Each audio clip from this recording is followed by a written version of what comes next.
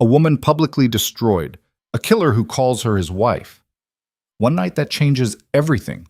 Lena Carter thought the worst thing that could happen was being humiliated at her ex's engagement party. She was wrong.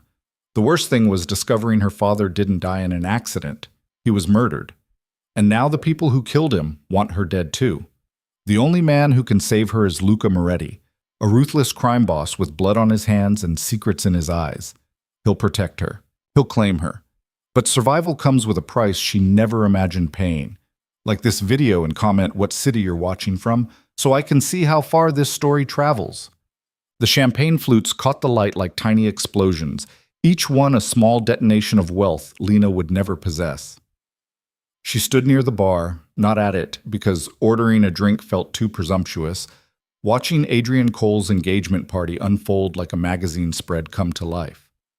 Crystal chandeliers, marble floors so polished she could see her reflection looking back at her, wan and out of place. Women in designer dresses that cost more than her monthly rent, laughing with the kind of ease that only comes from never having worried about money.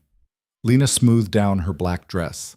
It was the nicest thing she owned, purchased 3 years ago for a job interview that hadn't panned out. The fabric was decent, but not luxurious. The cut was simple, but not sophisticated.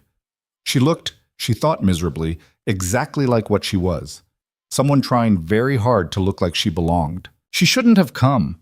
The invitation had been a surprise, delivered to her cramped studio apartment 2 weeks ago with Adrian's familiar handwriting scrawled across the envelope.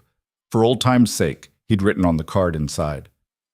Would love for you to celebrate with us. Old times. The phrase made her stomach turn.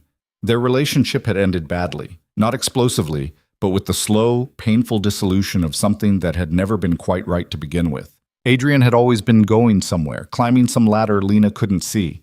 She'd been a placeholder, she realized later.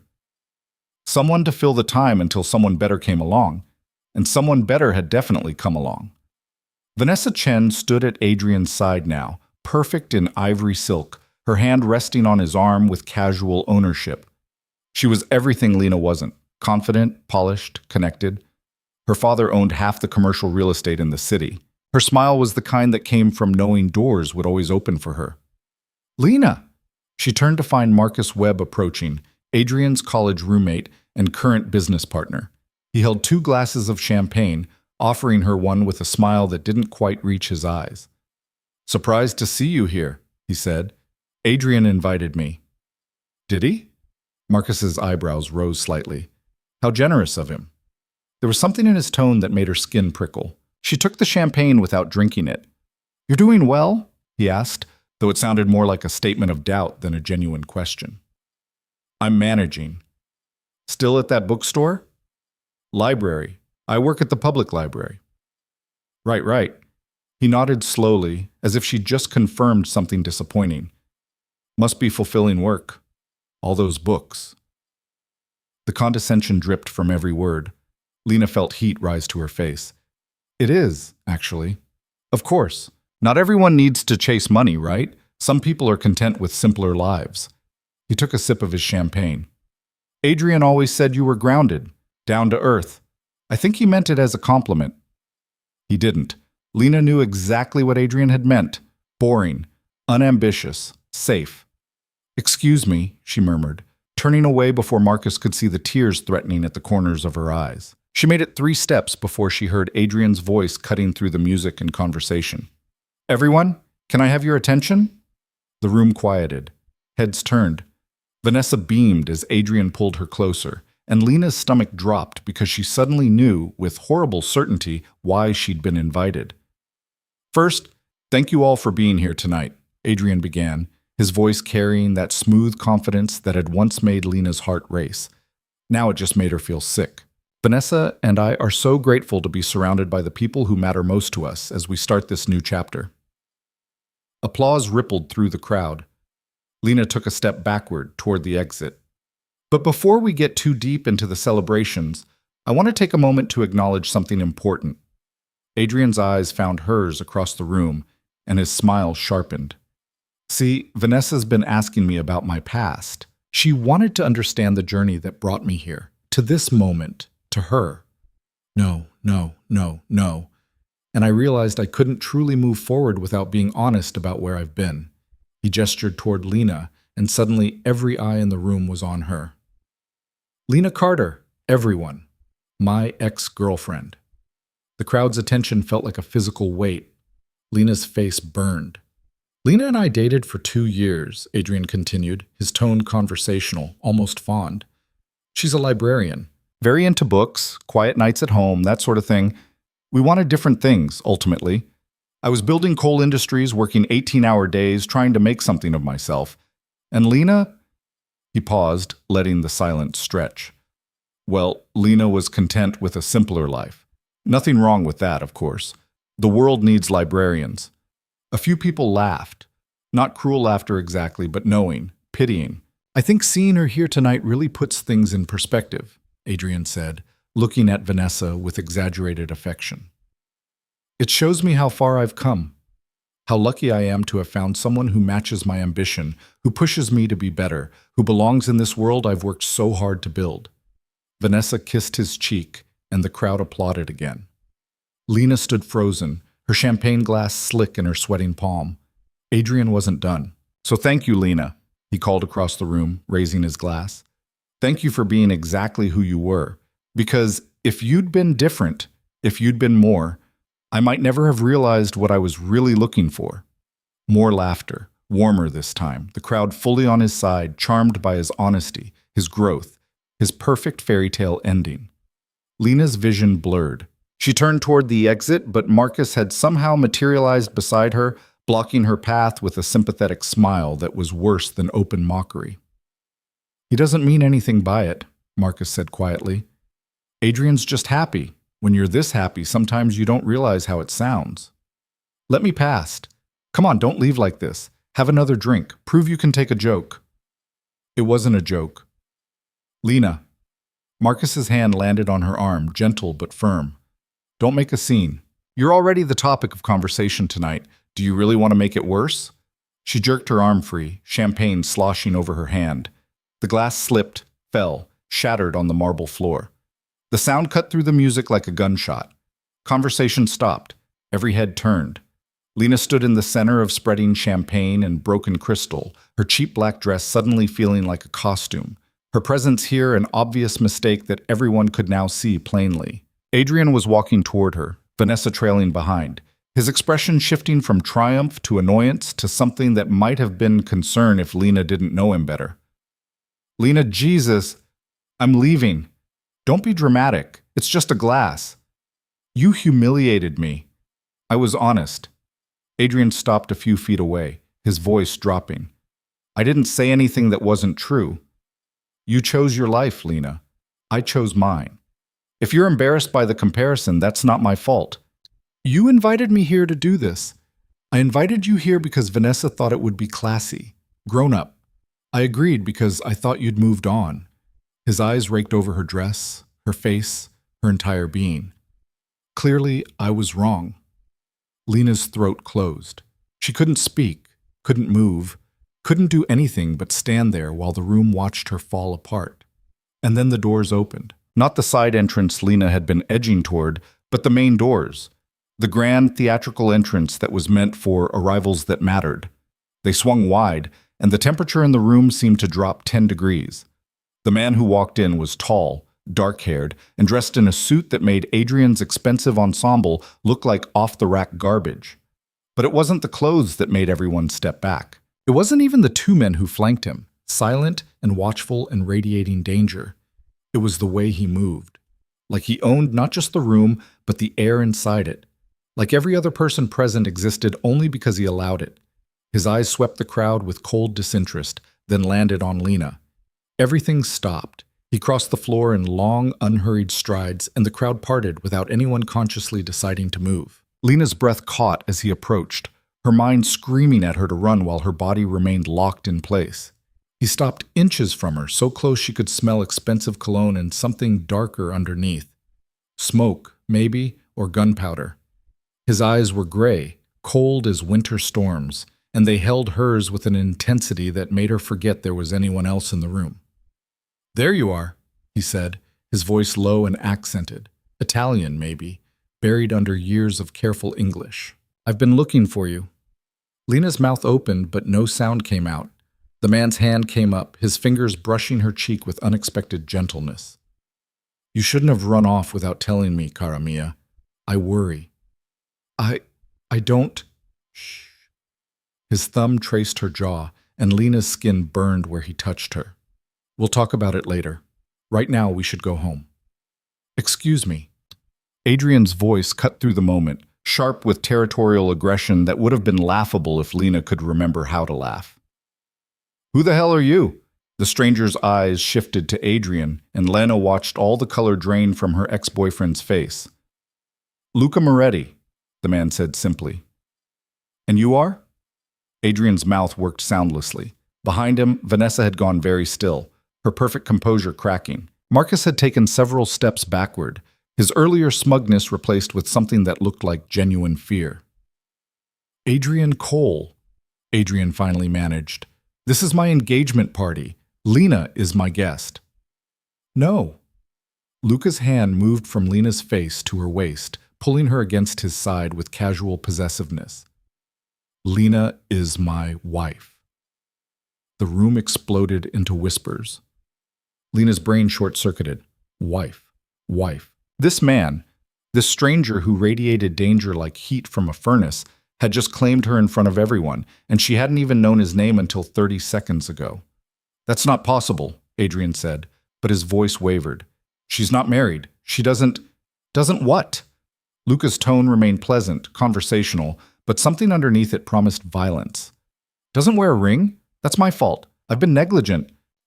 He glanced down at Lena, and the warmth in his eyes was so perfectly manufactured it almost looked real. Forgive me, amore. We'll fix that tomorrow. This is insane. Adrian took a step forward, then stopped when both of Luca's companions shifted slightly, their hands moving to their jackets. Lena, what is he talking about? You're not married. Lena opened her mouth to agree, to explain, to do something that would make sense. Luca's fingers tightened on her waist, not painfully, but enough to feel like a warning, or a plea. She met his eyes, those cold gray eyes that were somehow begging her to play along, and something in her chest cracked open. Maybe it was shock. Maybe it was the champagne she hadn't drunk. Maybe it was the sheer, reckless desire to wipe the smugness off Adrian's face just once. I am, she heard herself say. We are. Married. The lie tasted like freedom. Adrian staggered backward as if she'd slapped him. Since when? 6 months ago, Luca supplied smoothly. Small ceremony, family only. You understand how it is with our people. We prefer privacy. Our people. The phrase hung in the air like a threat. Why didn't you tell me? Adrian's question was directed at Lena, but his eyes kept darting to Luca, fear and confusion warring across his face. Why would I? The words came easier now, anger cutting through her shock. We haven't spoken in over a year. My life stopped being your business the day you decided I wasn't enough for you. That's not... I didn't... You just told a room full of people I was too boring for you, Lena continued, surprised by how steady her voice sounded. That I wasn't ambitious enough. That I chose a small life because I couldn't handle anything bigger. I was being honest. You were being cruel. Lena felt Luca's hand on her waist, anchoring her, and she leaned into it without thinking. But you're right about one thing. We did want different things. You wanted someone who belonged in your world. She gestured around the room, at the crystal and marble and carefully curated wealth. I wanted someone who didn't think love was a business transaction. Vanessa made a small, wounded sound. Adrian's face flushed. So yes, Lena finished, I'm married. To someone who sees me as more than a stepping stone or a cautionary tale. Luca's fingers brushed her hip, a gesture so subtle only she felt it. Approval, maybe. Or just another layer of the performance. Adrian's expression shifted from shock to something uglier. I don't believe you. This is some kind of stunt. Lena doesn't know people like... He gestured at Luca, unable to finish the sentence. People like what? Luca's voice went very quiet. The temperature dropped again. Adrian opened his mouth, closed it, tried again. Wealthy people, he said finally. Powerful people. No offense, Lena, but you work at a library. You live in a studio apartment in a bad neighborhood. You don't exactly run in these circles. Things change, Lena said. Not this much. Not this fast. Luca moved then, stepping slightly in front of Lena, his body language shifting from possessive to protective to dangerous. Are you calling my wife a liar? I'm saying this doesn't make sense. What doesn't make sense is why you invited your ex-girlfriend to your engagement party. Luca tilted his head, studying Adrian like a specimen under glass. What were you hoping for? That she'd see your success and realize what she lost? That she'd cry in the bathroom while you celebrated with your upgrade? He smiled, and it was the coldest thing Lena had ever seen.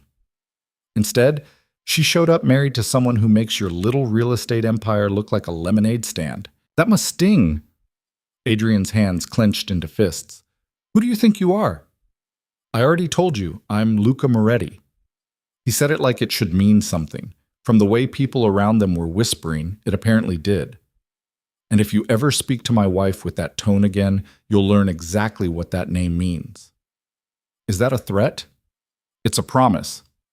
The two men in suits stepped closer. Adrian's security, two bored-looking guys in ill-fitting jackets, tensed but didn't move. They were outmatched, and everyone knew it.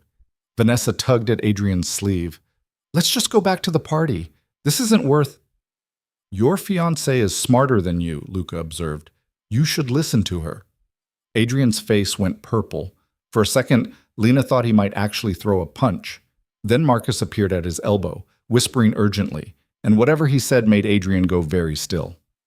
This isn't over, Adrian said, but the fight had gone out of his voice. Yes? Luca corrected gently. It is. You had your chance with her. You threw it away because you thought you could do better. And now she's done better instead. That's how these things work. He turned to Lena, and his expression softened. Another piece of the performance, but convincing enough to make her heart skip. Ready to go home, Cara? Lena nodded, not trusting her voice. Luca laced his fingers through hers, his hand large and warm and steady, and led her through the crowd. People practically dove out of their way. Lena caught glimpses of faces as they passed, shocked, envious, afraid. At the door, Luca paused and looked back at Adrian. Thank you for inviting her tonight. If you hadn't, I might never have known she needed to be reminded where she belongs. His smile was sharp enough to draw blood. With me. Then they were outside, the cool night air hitting Lena's overheated skin like a slap. A black car waited at the curb, sleek and expensive and somehow menacing. One of Luca's men opened the back door. Luca gestured for her to get in. Lena's survival instinct finally kicked in. She stepped back, pulling her hand from his. I'm not getting in that car. No? I don't know you. You just... In there. You... She couldn't finish. Her hands were shaking. Luca studied her for a long moment, then nodded to his men. They moved away, giving them space but not privacy. He could still grab her, force her, hurt her before she could scream. Instead, he said, Your father was Thomas Carter. Lena's blood turned to ice. How do you know that? He worked for Adrian Cole's father, Robert Cole. Did you know that? My father was an accountant. He died in a car accident 2 years ago. He was murdered. Luca's voice was matter of fact, delivering horror like a weather report.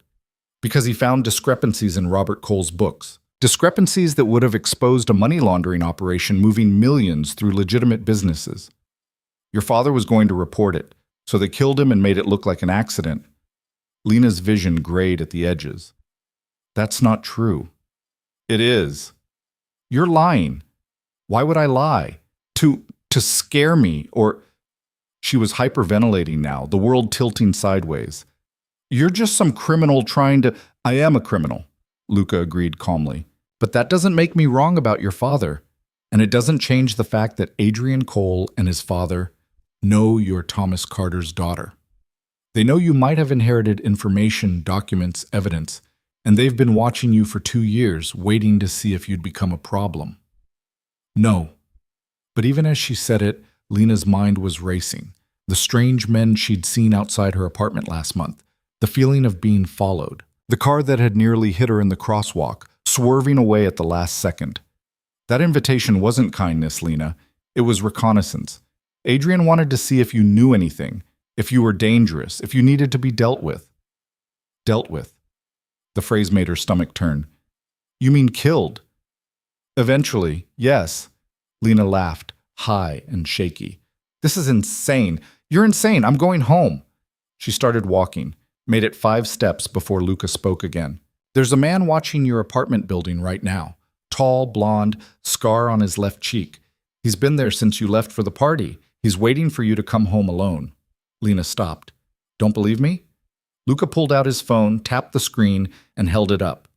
The image showed her apartment building's entrance, and there, leaning against a lamppost, exactly as Luca had described, was a man, watching, waiting. Who is he? Lena whispered. One of Robert Cole's cleaners. You don't go home tonight, you live. You do. You're dead by morning. Why should I trust you over them? Because, Luca said, I'm not trying to kill you. I'm trying to use you. The honesty was somehow more frightening than any lie could have been. Lena turned to face him, this stranger who claimed to be her husband, who knew about her father's death, who radiated danger and violence and something else she couldn't name. Use me for what? Adrian's father killed your father to protect his empire, an empire built on blood and corruption and money stolen from people who couldn't fight back. Luca's expression was unreadable. I want to destroy it, and you're going to help me. Why would I do that?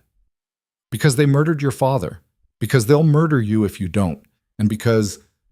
He stepped closer, his voice dropping. I'm offering you something they never will. A choice. Get in the car, play my wife for a few months, help me bring down the Cole family, and I'll make sure you live through it. Walk away, and you're on your own. Some choice? It's more than your father had. The words hit like a fist. Lena's eyes burned with tears she refused to shed. I don't believe you, any of this. My father died in an accident. It was raining. He lost control of the car. It was just bad luck. His brake lines were cut. The police investigated. They said, the police were paid to say exactly what they said. Luca's jaw tightened. I have the mechanic's original report. The real one. Before it was altered. Your father's brakes were sabotaged. Someone wanted him dead, and they made it happen. Show me. Get in the car. Lena looked at the black car, at the man watching her building on Luca's phone, at the party still glowing inside the venue behind her. She thought about Adrian's smile as he'd humiliated her, about her quiet, small life that suddenly seemed less safe than it had this morning. She thought about her father, who taught her to love books and question everything, and never settle for less than she deserved. She got in the car. Luca slid in beside her, and the door closed with a solid, final thunk. The engine purred to life. As they pulled away from the curb, Lena saw Marcus Webb standing on the sidewalk, phone pressed to his ear, watching them go. They're calling someone, Lena said. Let them. Luca didn't look back. By the time they realize what's happening, it'll be too late. Too late for what? To stop you from learning the truth. The car slipped through the city streets, leaving behind the light and music and the life Lena had thought she understood. She stared out the window at the passing buildings, her reflection ghosting over the glass, pale, shocked, still wearing the cheap black dress that had marked her as an outsider. Where are we going? She asked. Home. Your home. Our home. As of tonight. Luca pulled a small box from his pocket and opened it. Inside was a ring, platinum, elegant, expensive. A diamond that caught the streetlights and threw them back like captured stars. Give me your hand. What? Your hand, Lena. She extended it without thinking, and Luca slipped the ring onto her finger. It fit perfectly, as if he'd known her size, as if this whole thing had been planned down to the smallest detail. Now you look like my wife, he said. I'm not your wife. You are tonight, and tomorrow, and every day until the Cole family pays for what they've done. His fingers closed over hers, warm and strong and inescapable. Welcome to my world, cara mia. I hope you're ready for what comes next.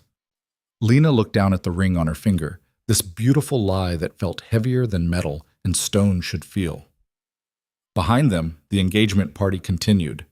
Adrian was probably already spinning the story, turning her into the crazy ex who'd crashed his event with a fake husband. By morning, no one would remember her humiliation, only her desperation. But they'd be wrong. She wasn't desperate. She was angry. And maybe, just maybe, she was ready to burn down everything that had turned her father into a casualty and herself into an afterthought. I want to see the report, she said. The real one, about my father's car. You will. Tonight. Luca smiled, and this time it reached his eyes. Tonight, he agreed. The car turned onto a tree-lined street, heading north toward a part of the city Lena had only seen in magazines, toward whatever waited in Luca Moretti's home, toward a life that wasn't hers but might become hers if she survived long enough to claim it. She touched the ring on her finger and tried to remember the last time her father had smiled at her, the last thing he'd said before he died. Don't let anyone make you small, Lena. You were made for bigger things. Maybe he'd been right, or maybe she was about to die trying to prove it. Either way, she was done being the woman who stood in champagne and broken glass while the world laughed at her smallness. Whatever came next, she'd face it standing up, even if it killed her. The house wasn't a house. It was a fortress disguised as old money, all stone and iron gates and windows that probably cost more than Lena's entire year's salary.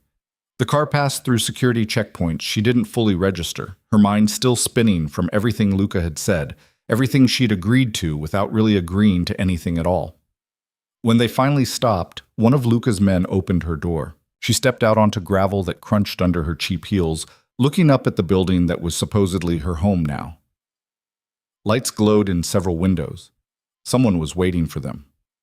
This way. Luca's hand found the small of her back, guiding her toward the entrance. Not rough, but firm. She could pull away if she wanted to. She didn't want to. Inside, the foyer was all dark wood and expensive art that Lena couldn't identify but knew was worth more than she'd earn in a lifetime. A woman appeared from a side hallway, older, gray-haired, wearing a neat black dress and an expression of carefully maintained neutrality. Mr. Moretti, welcome home. Thank you, Teresa. Luca shrugged out of his jacket, handing it to her without looking. This is Lena. She'll be staying here. Teresa's eyes flicked to Lena, taking in the cheap dress and the shock still written across her face. Of course. Should I prepare the guest room? No, she'll be in my room. Lena's head snapped toward him. Excuse me? People talk, Teresa, Luca continued, ignoring her. Make sure the staff understands that Lena is my wife. Anyone who questions that, anyone who makes her uncomfortable, answers to me. Understood, sir? We'll need coffee, strong, and bring the file from my office, the Carter case. Teresa nodded and disappeared down the hallway, her footsteps silent on the marble floor. Lena rounded on Luca the moment they were alone. Your room. You said I'd be safe here, not that I'd be sleeping with you. I said you'd be safe. Sleeping in separate rooms makes you look like a prisoner, not a wife. We need to be convincing. For who? Your housekeeper? For everyone. Luca walked toward a set of double doors, pushing them open to reveal a study lined with books and dominated by a massive desk.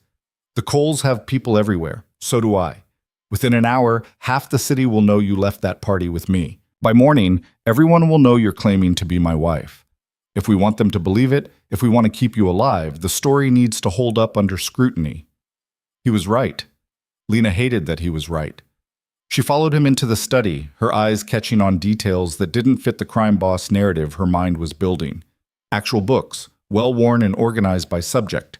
A framed photograph of a woman who looked like Luca, but softer. A child's drawing pinned to the wall behind the desk, all crayon and enthusiasm. You have a kid, she said. A niece. She's 7.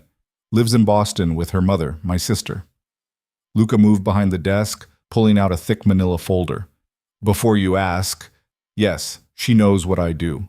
No, she doesn't approve. We don't talk much anymore. Because you're a criminal. Because I couldn't leave this life even when she begged me to. He set the folder on the desk between them.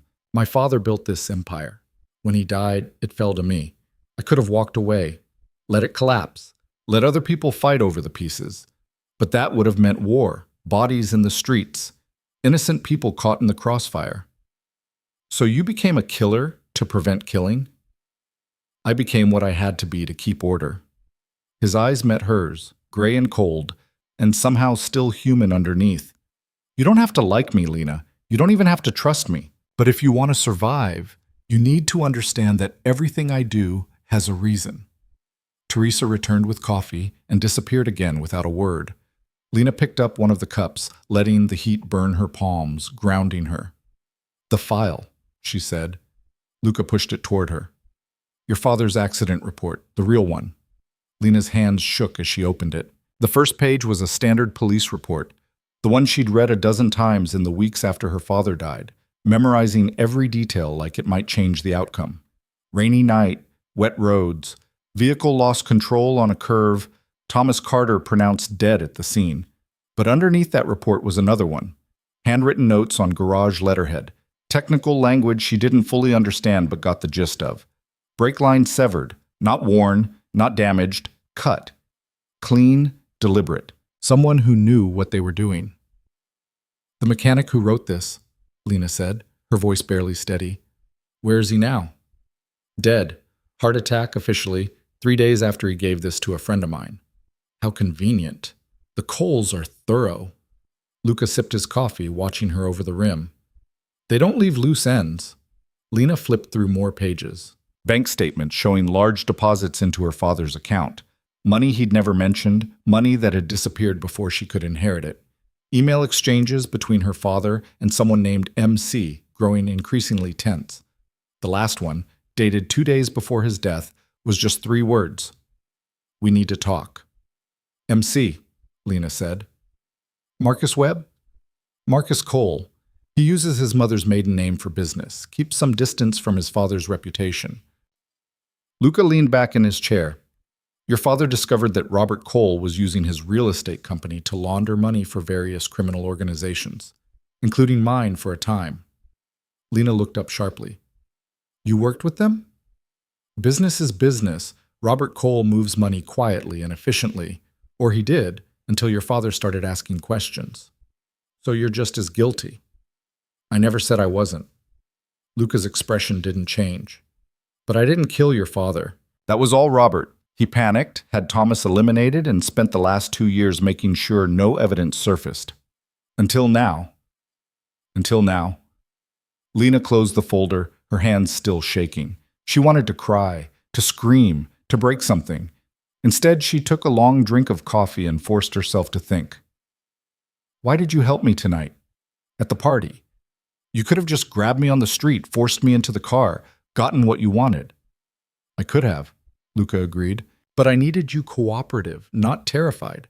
A hostage is useless. A willing partner is valuable." "I'm not willing." "You got in the car because you threatened me. I gave you information. You made a choice." He stood, moving around the desk to lean against it, closer to her now. "You want to know why I really helped you? Because Adrian Cole is a spoiled child playing at being a man, and I despise watching people like him humiliate people like you for entertainment. People like me. People who work for what they have, who don't inherit power and pretend they earned it." Lena laughed, bitter and sharp. "You inherited your father's empire." "I did. And I've spent every day since trying to turn it into something less monstrous." Luca's jaw tightened. "I'm not a good man, Lena. I've done things that would make you sick. But I have rules. I don't hurt civilians. I don't involve families. And I don't let children like Adrian Cole destroy innocent people because they can. So this is about revenge. This is about justice. There's a difference. Is there?" Lena met his eyes. "You want to destroy the Cole family. I want to know what happened to my father. How are those things not both revenge?" "Because revenge is personal. Justice is necessary." Luca crossed his arms. "Robert Cole has been operating above the law for 20 years. He's bribed judges, bought politicians, and murdered anyone who got in his way.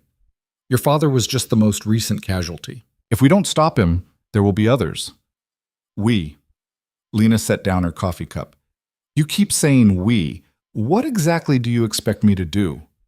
"What you're already doing. Be my wife. Convince the Cole family that you're no threat, that you know nothing, that you're just a librarian who got lucky and married well." "And then what?" "Then we wait. Your father didn't just uncover evidence, he hid it. Somewhere the Coles haven't found in 2 years of looking." Lena's stomach dropped. "You think I know where it is?" I think you might, even if you don't realize it yet. Luca pulled a small silver key from his pocket, holding it up. This was in your father's effects. The police returned it with his other belongings after the accident. You recognize it? She did. Lena had found it in the box of her father's things months ago. Watch, wallet, wedding ring he'd never stopped wearing even after her mother died. And this key, small and ordinary, attached to a keychain that said Storage Solutions. I thought it was for a storage unit. It is. But which one? Luca tucked the key back into his pocket. Your father used an alias to rent it. We've been searching for 2 years. The Coles have been searching longer. Neither of us has found it yet. Maybe there's nothing to find. Maybe he was just being paranoid. Your father was murdered for what he knew. That's not paranoia. Luca's voice gentled slightly. Think, Lena. Did he say anything before he died? Give you anything? Act differently? She wanted to say no. Wanted to insist that her father had been normal, happy, the same man who'd raised her on library books and bad jokes. But that would be a lie. In the weeks before his death, Thomas Carter had been distracted, worried. He'd asked Lena strange questions about her apartment building's security, about whether she'd noticed anyone following her. She thought he was just being an overprotective father. Now those questions felt like warnings. He asked me to keep something for him, Lena said slowly, about a month before he died. A book. Luca straightened. What book? I don't know. He said it was valuable, that he'd pick it up later, but then he died and I forgot about it until... She stopped, mind racing. It's still at the library in my locker. What kind of book? I never looked inside. It was wrapped in brown paper. I just shoved it in my locker and forgot about it. Luca was already moving, pulling out his phone. We need to get it, tonight. The library's closed. I don't have a key. That's not a problem. You can't just break into a public library. Watch me. He was typing something, probably messages to his men. If that book is what I think it is, the Coles are going to figure out where it is eventually. We need it first. And if it's just a book, just something my dad wanted to keep safe, then we'll know. Luca looked up from his phone. But I don't think it's just a book. Your father was too smart for that. If he gave you something valuable and told you to keep it safe, he had a reason. Lena stood, pacing to the window. Outside, the grounds were dark, the city lights distant. She could see her reflection in the glass, pale, scared, wearing a ring that wasn't hers and a life that didn't fit. If we do this, she said, not turning around, if I help you find whatever my father hid, what happens to me after? You get a choice. Walk away. Start over somewhere the Coles can't reach you. Or stay. Stay here? With you? Stay in this life. Use what we find to build something better than what your father died trying to expose.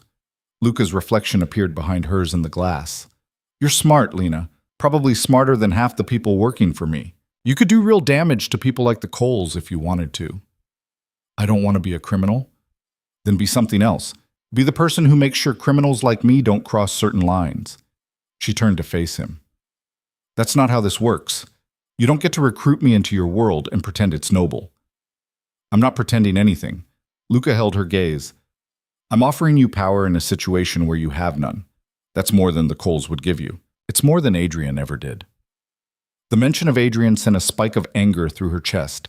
She thought about his smile as he'd humiliated her, the way the crowd had laughed, the casual cruelty of people who'd never struggled for anything. Fine, she said. We get the book, but I'm not promising anything beyond that. Fair enough. 20 minutes later, they were back in the car, heading toward the library. Lena had changed. Teresa had appeared with clothes that fit perfectly, designer jeans and a soft sweater that probably cost more than Lena's monthly rent. The ring stayed on her finger, heavy and strange. How did you know my size? Lena asked as the city rolled past. I didn't. Teresa guessed. She's good at guessing. She's worked for my family for 30 years. She's good at everything. Luca glanced at her. Nervous? About breaking into my workplace? A little. We're not breaking in. We have a key. He pulled a small metal object from his pocket, a key card with the library logo. Your key card. From your purse. Lena checked her bag. Sure enough, her work ID was missing. You stole from me. Borrowed. You'll get it back.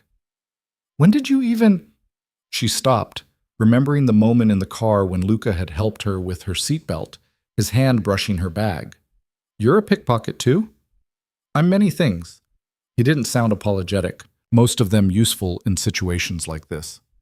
The library was dark when they arrived, the parking lot empty except for a security car making its rounds. Luca's driver pulled around to the side entrance, the one staff used. Lena's stomach churned as they got out. The security guard, she said. He'll see us. No, he won't. Luca nodded toward the security car which was pulling out of the lot. He's taking his break. We have 15 minutes. How do you know that? Because I paid him to. Lena wanted to be shocked, but she was too tired. She led Luca to the staff entrance, swiping her card. The door clicked open and they slipped inside. The library at night was different, quieter, darker, full of shadows that moved wrong. Lena's footsteps echoed on the tile floor as she navigated by memory toward the staff break room. Luca followed silently, his presence somehow both comforting and threatening. Her locker was in the back, third from the left. She worked the combination lock with shaking fingers, and the door swung open. Inside was the usual debris of her work life: spare shoes, a cardigan, tampons, a half-empty bottle of water. And there, shoved into the corner behind everything else, was the brown paper package her father had given her. Lena pulled it out, surprised by the weight. Not heavy, but substantial. Real. Open it, Luca said. She tore the paper carefully, revealing a hardcover book. Nothing special at first glance, some old edition of business management texts. But when she opened the cover, papers fell out. Photocopies, bank statements, photographs. Evidence. Luca caught one of the photos before it hit the floor. His expression went very still. What is it? Lena asked. He held up the photo. It showed two men shaking hands outside what looked like a warehouse. One of them was Robert Cole, older but recognizable from the photos Lena had seen online. The other man she didn't know, older, severe, European-looking. Viktor Sokolov, Luca said quietly. Russian mob. He's been dead for 8 months. Killed in a power struggle. So? So if your father had proof that Robert Cole was doing business with Sokolov, that's enough to bring down his entire operation. The FBI has been trying to connect those dots for years. Lena looked down at the papers in her hands. Names, dates, dollar amounts, her father's handwriting in the margins, noting discrepancies, asking questions. He'd been building a case, piece by piece, probably planning to go to the authorities. But he'd never gotten the chance. We need to go, Luca said, already moving toward the door. Now. What's wrong? If we found this, the Coles might be figuring it out too. The lights went out. Lena froze, the papers clutched to her chest. Beside her, Luca went very still, and she heard the whisper of fabric as he reached for something. A gun, probably, though she couldn't see it in the dark. Stay behind me, he breathed. What's happening? Someone cut the power. Footsteps echoed from the main library floor. Heavy, deliberate, multiple people. Lena's heart hammered against her ribs as Luca's hand found hers, pulling her toward the back exit. They made it 3 steps before the emergency lights kicked on, bathing everything in red. And there, blocking the exit, was the blonde man from the photo Luca had shown her, the one who'd been watching her apartment. Scar on his left cheek, gun in his hand. Mr. Moretti, the man said, his accent thick, Eastern European maybe. Mr. Cole sends his regards. He'd like his property back. Tell Mr. Cole to come get it himself, Luca said. The man smiled. He thought you might say that, which is why he sent me to collect the girl instead. Everything happened too fast for Lena to track. Luca moved, shoving her sideways as the man fired. The shot went wide, punching into a locker behind where she'd been standing. Luca's gun was out now. When had he drawn it? And he fired back, forcing the man to duck behind a wall. Run, Luca ordered. Which way? Anywhere that's not here. More footsteps, more voices. The Coles hadn't sent one man. They'd sent a team. Lena ran, clutching the book and papers, her cheap heels slipping on the tile. She heard Luca behind her, heard shots, heard shouting in languages she didn't understand. The library turned into a maze of shelves and shadows, familiar during the day but alien now. She burst through a side door into the children's section, tripping over a beanbag chair and sprawling onto carpet that smelled like crayons and hand sanitizer. The papers scattered around her. Scrambling, she gathered them up, shoving them back into the book. Her hands were shaking so badly she could barely grip the pages. Found her! Lena looked up to see a second man standing in the doorway, younger than the first, but just as armed, just as dangerous. He raised his gun. A shot rang out, but not from his weapon. The man jerked, stumbled, fell. Behind him stood Luca, his gun smoking, his expression cold as winter. Get up, he said to Lena. She did, legs shaking, and he pulled her past the body. Don't look, she told herself. Don't look at the blood, at the way he's not moving, at what Luca just did. But she looked anyway. And then she threw up on the children's section carpet. No time for that, Luca said, not unkindly. He wiped her mouth with his sleeve, grabbed her hand, and hauled her toward the emergency exit. They crashed through into the night air, alarms screaming behind them. The car was waiting, engine running. Luca threw Lena into the back seat and dove in after her as bullets sparked off the pavement. Drive, he snapped at his man, and they were moving, tires squealing, leaving the library and the bodies and Lena's normal life far behind. She sat in the back seat, covered in vomit and terror, clutching a book full of her dead father's secrets, while a killer sat beside her and told her everything would be fine. And the worst part was, she believed him. Because what choice did she have? Back at the house, Teresa took one look at Lena's vomit-stained sweater and didn't ask questions. She just led her upstairs to a bathroom bigger than Lena's entire apartment and started running a bath while Lena stood there shaking, still clutching the book like it might disappear if she let go. Miss, Teresa said gently, you need to let me have that so you can clean up. No. Lena's voice came out strangled. I can't. It's evidence. I'll put it on the counter, right there where you can see it. Teresa's hands were soft when they pried the book from Lena's grip. Mr. Moretti has men checking the perimeter. You're safe here. Safe. The word felt like a joke. A man had died tonight. Luca had shot him, killed him, and Lena had watched it happen. She'd seen the blood, the way his body had crumpled like something with all the strings cut. I need to call the police, Lena said. No, miss, you don't. Someone died. I saw there was a... Mr. Moretti is handling it. Teresa started helping her out of the ruined sweater, professional and matter-of-fact, like she'd done this before. Maybe she had. The library will report a break-in. The security footage has already been erased. By morning, it'll just be another unsolved crime. That's not how this works. That's not... Lena's legs gave out and she sat hard on the toilet, her breath coming in short, sharp gasps. I'm going to be sick again. No, you're not. You're going to breathe. Teresa knelt in front of her, holding Lena's face between her hands. In through your nose, out through your mouth, like this. Lena tried. Failed. Tried again. Eventually her breathing slowed enough that the black spots at the edges of her vision receded. Good, Teresa said. Now get in the bath before the water gets cold. Lena did, too exhausted to argue. The water was almost too hot, but she sank into it anyway, letting it burn away the feeling of blood on her hands, even though she hadn't touched the body.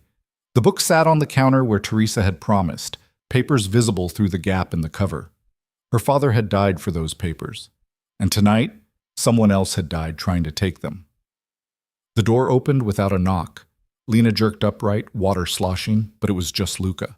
He looked different, tired maybe, or as close to tired as someone like him got. His shirt was gone, replaced by a black t-shirt that showed the edges of tattoos she hadn't known were there. Dark ink, old script, something that looked like names. Out, Teresa said firmly. I need to talk to her. She's in the bath. I'm aware. Luca's eyes stayed on Lena's face, not dropping lower. It's important. Teresa made a disapproving sound but left, closing the door behind her. Lena crossed her arms over her chest even though the bubbles covered everything that mattered. This is not appropriate, she said. Neither is killing someone in a public library, but here we are. Luca leaned against the counter, not coming closer. The Coles know you have the evidence now. They know you're with me. That changes things. Changes them how? Tomorrow night, there's a dinner. Private event, invitation only. Robert Cole and his associates celebrating some business deal. I was already planning to attend. He paused. Now you're coming with me. Absolutely not. It's not optional. I'm not going to dinner with the man who killed my father. Yes, you are. Because if you don't, he'll know you're afraid of him. He'll know the evidence matters, that you understand what it means. And if he knows that, you become a liability that needs to be eliminated immediately. Luca's voice was flat, factual. Right now, he thinks you're just my wife. Some woman I picked up, probably for... He gestured vaguely. Reasons that don't concern him. You show up on my arm, play the role, act like you don't know anything, and you buy us time to figure out what to do with what your father found. I can't sit across a table from him and pretend. You can. You will. Luca crossed his arms. I've already sent copies of the documents to 3 different secure locations. If anything happens to either of us, they go public. That's our insurance. But insurance only works if the other party believes you'll use it. Lena sank lower in the water, wishing it would swallow her whole. What am I supposed to say to him? How am I supposed to act? Like you're in love with me. Like you don't care about anything except being Mrs. Moretti. His mouth twisted slightly. Shouldn't be hard. You've spent most of your adult life making yourself small for men who didn't deserve it. The words hit like a slap. Lena sat up, water streaming down her shoulders. Excuse me?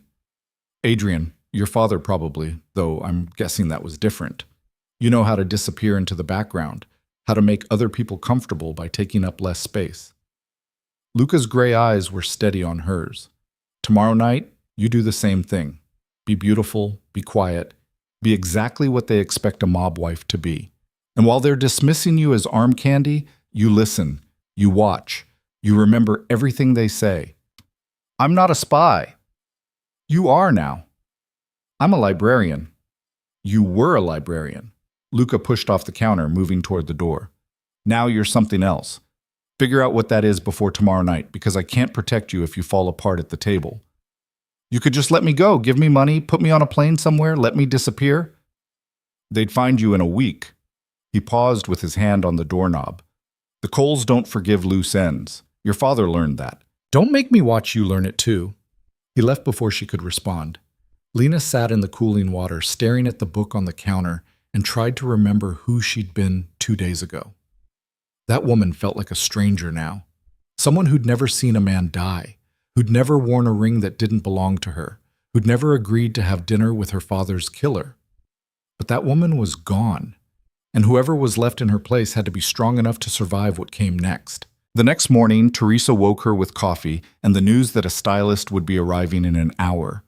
Lena had slept in Luca's bed, alone because he'd never come upstairs, and woken up disoriented by Egyptian cotton sheets that probably cost more than her security deposit. A stylist for what? Lena asked, accepting the coffee. For tonight. Mr. Moretti wants you to look the part. The part of what exactly? Teresa smiled slightly. A woman worth killing for. The stylist turned out to be 3 people, a woman named Sophia who looked Lena up and down like she was a science project, and 2 assistants who wheeled in racks of dresses that made Lena's throat close up. Designer labels she recognized from magazines, price tags she didn't want to imagine. Mr. Moretti said you should look expensive but not flashy, Sophia said, pulling out a deep green silk dress that caught the light like water. This would work. It's sophisticated, age-appropriate, and the color will make your eyes pop. My eyes are brown. Trust me. Sophia held the dress up against Lena's body, tilting her head. Yes, this one. Try it on. The next 2 hours were a blur of fabric and criticism. Too tight here, too loose there, stand up straight, turn around. No, not like that. Lena felt like a doll being dressed by someone who cared more about the aesthetic than the person wearing the clothes. But when Sophia finally finished, when Lena looked in the mirror, she barely recognized herself. The green dress hugged her body in ways her clothes never had, making her look curved instead of shapeless. Her hair had been styled into something sleek and sophisticated. Makeup that was somehow both natural and transformative made her cheekbones look sharper, her eyes larger, her mouth like something worth paying attention to. Perfect, Sophia declared. You look like money. I look like someone pretending to be money, Lena corrected. Same thing in this world. Sophia packed up her supplies. The shoes are by the door. Wear them around the house today so you don't trip tonight. And for the love of everything, do not eat anything that might stain. That dress costs more than most people's cars." After she left, Lena stood in front of the mirror, trying to reconcile this woman with the one who'd worn a cheap black dress to Adrian's party. Was that really only 2 nights ago? It felt like a lifetime. "You clean up well." She turned to find Luca in the doorway, dressed in dark slacks and a white shirt with the sleeves rolled up.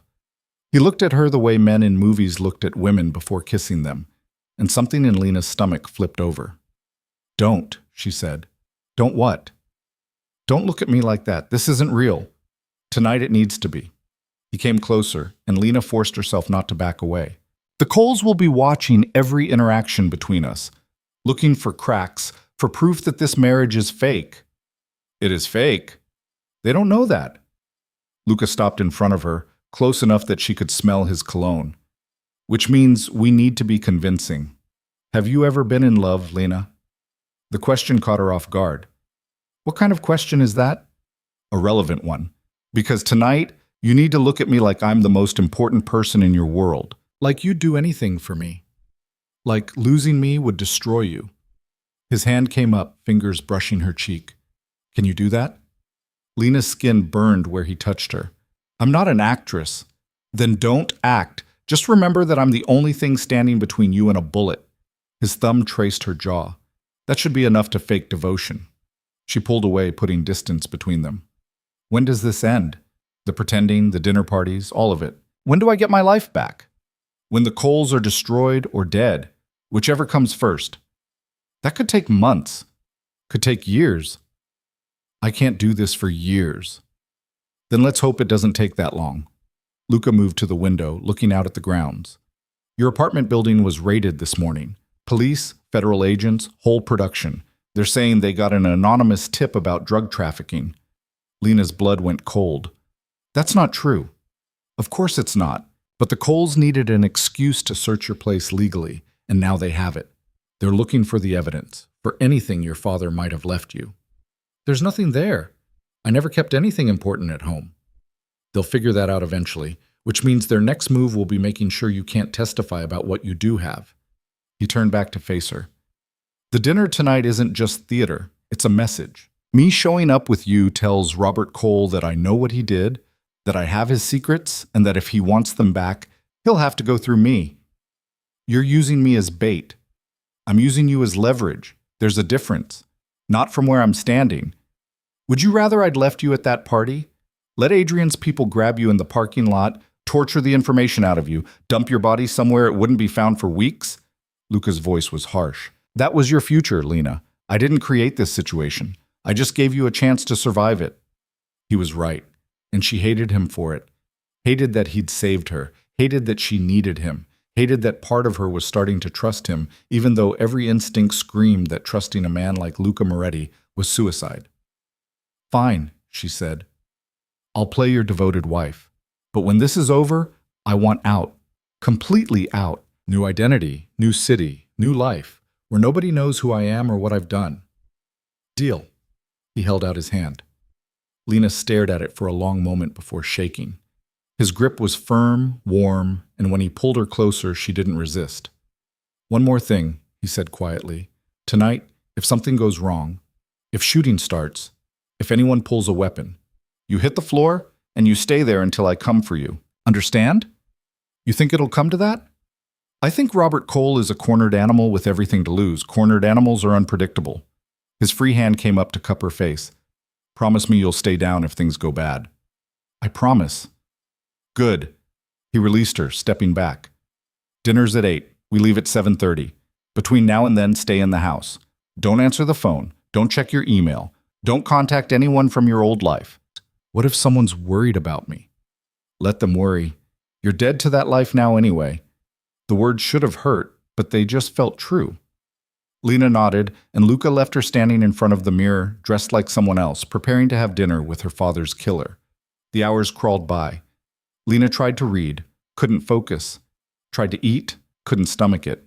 Tried to sleep, but every time she closed her eyes, she saw the man in the library, the way he'd fallen, the blood spreading beneath him.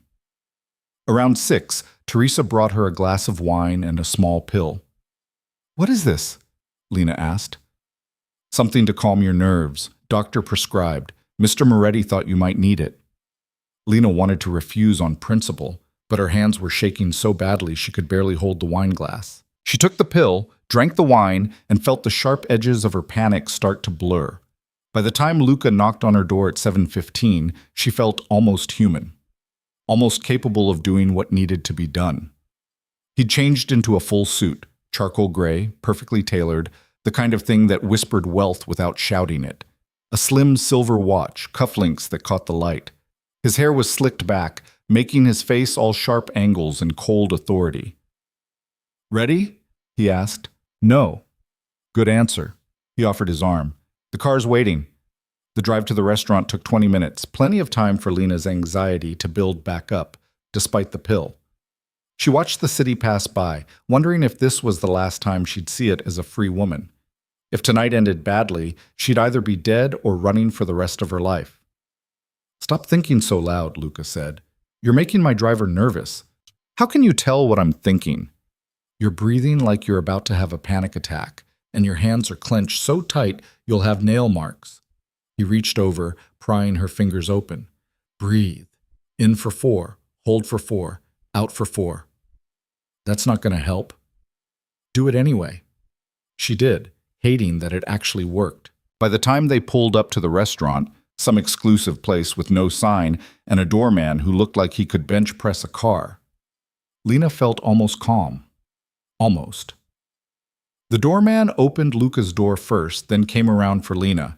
She stepped out onto the sidewalk, wobbling slightly in the expensive heels, and Luca was there immediately, his hand on her elbow, steadying her. Smile, he murmured, like you're happy to be here.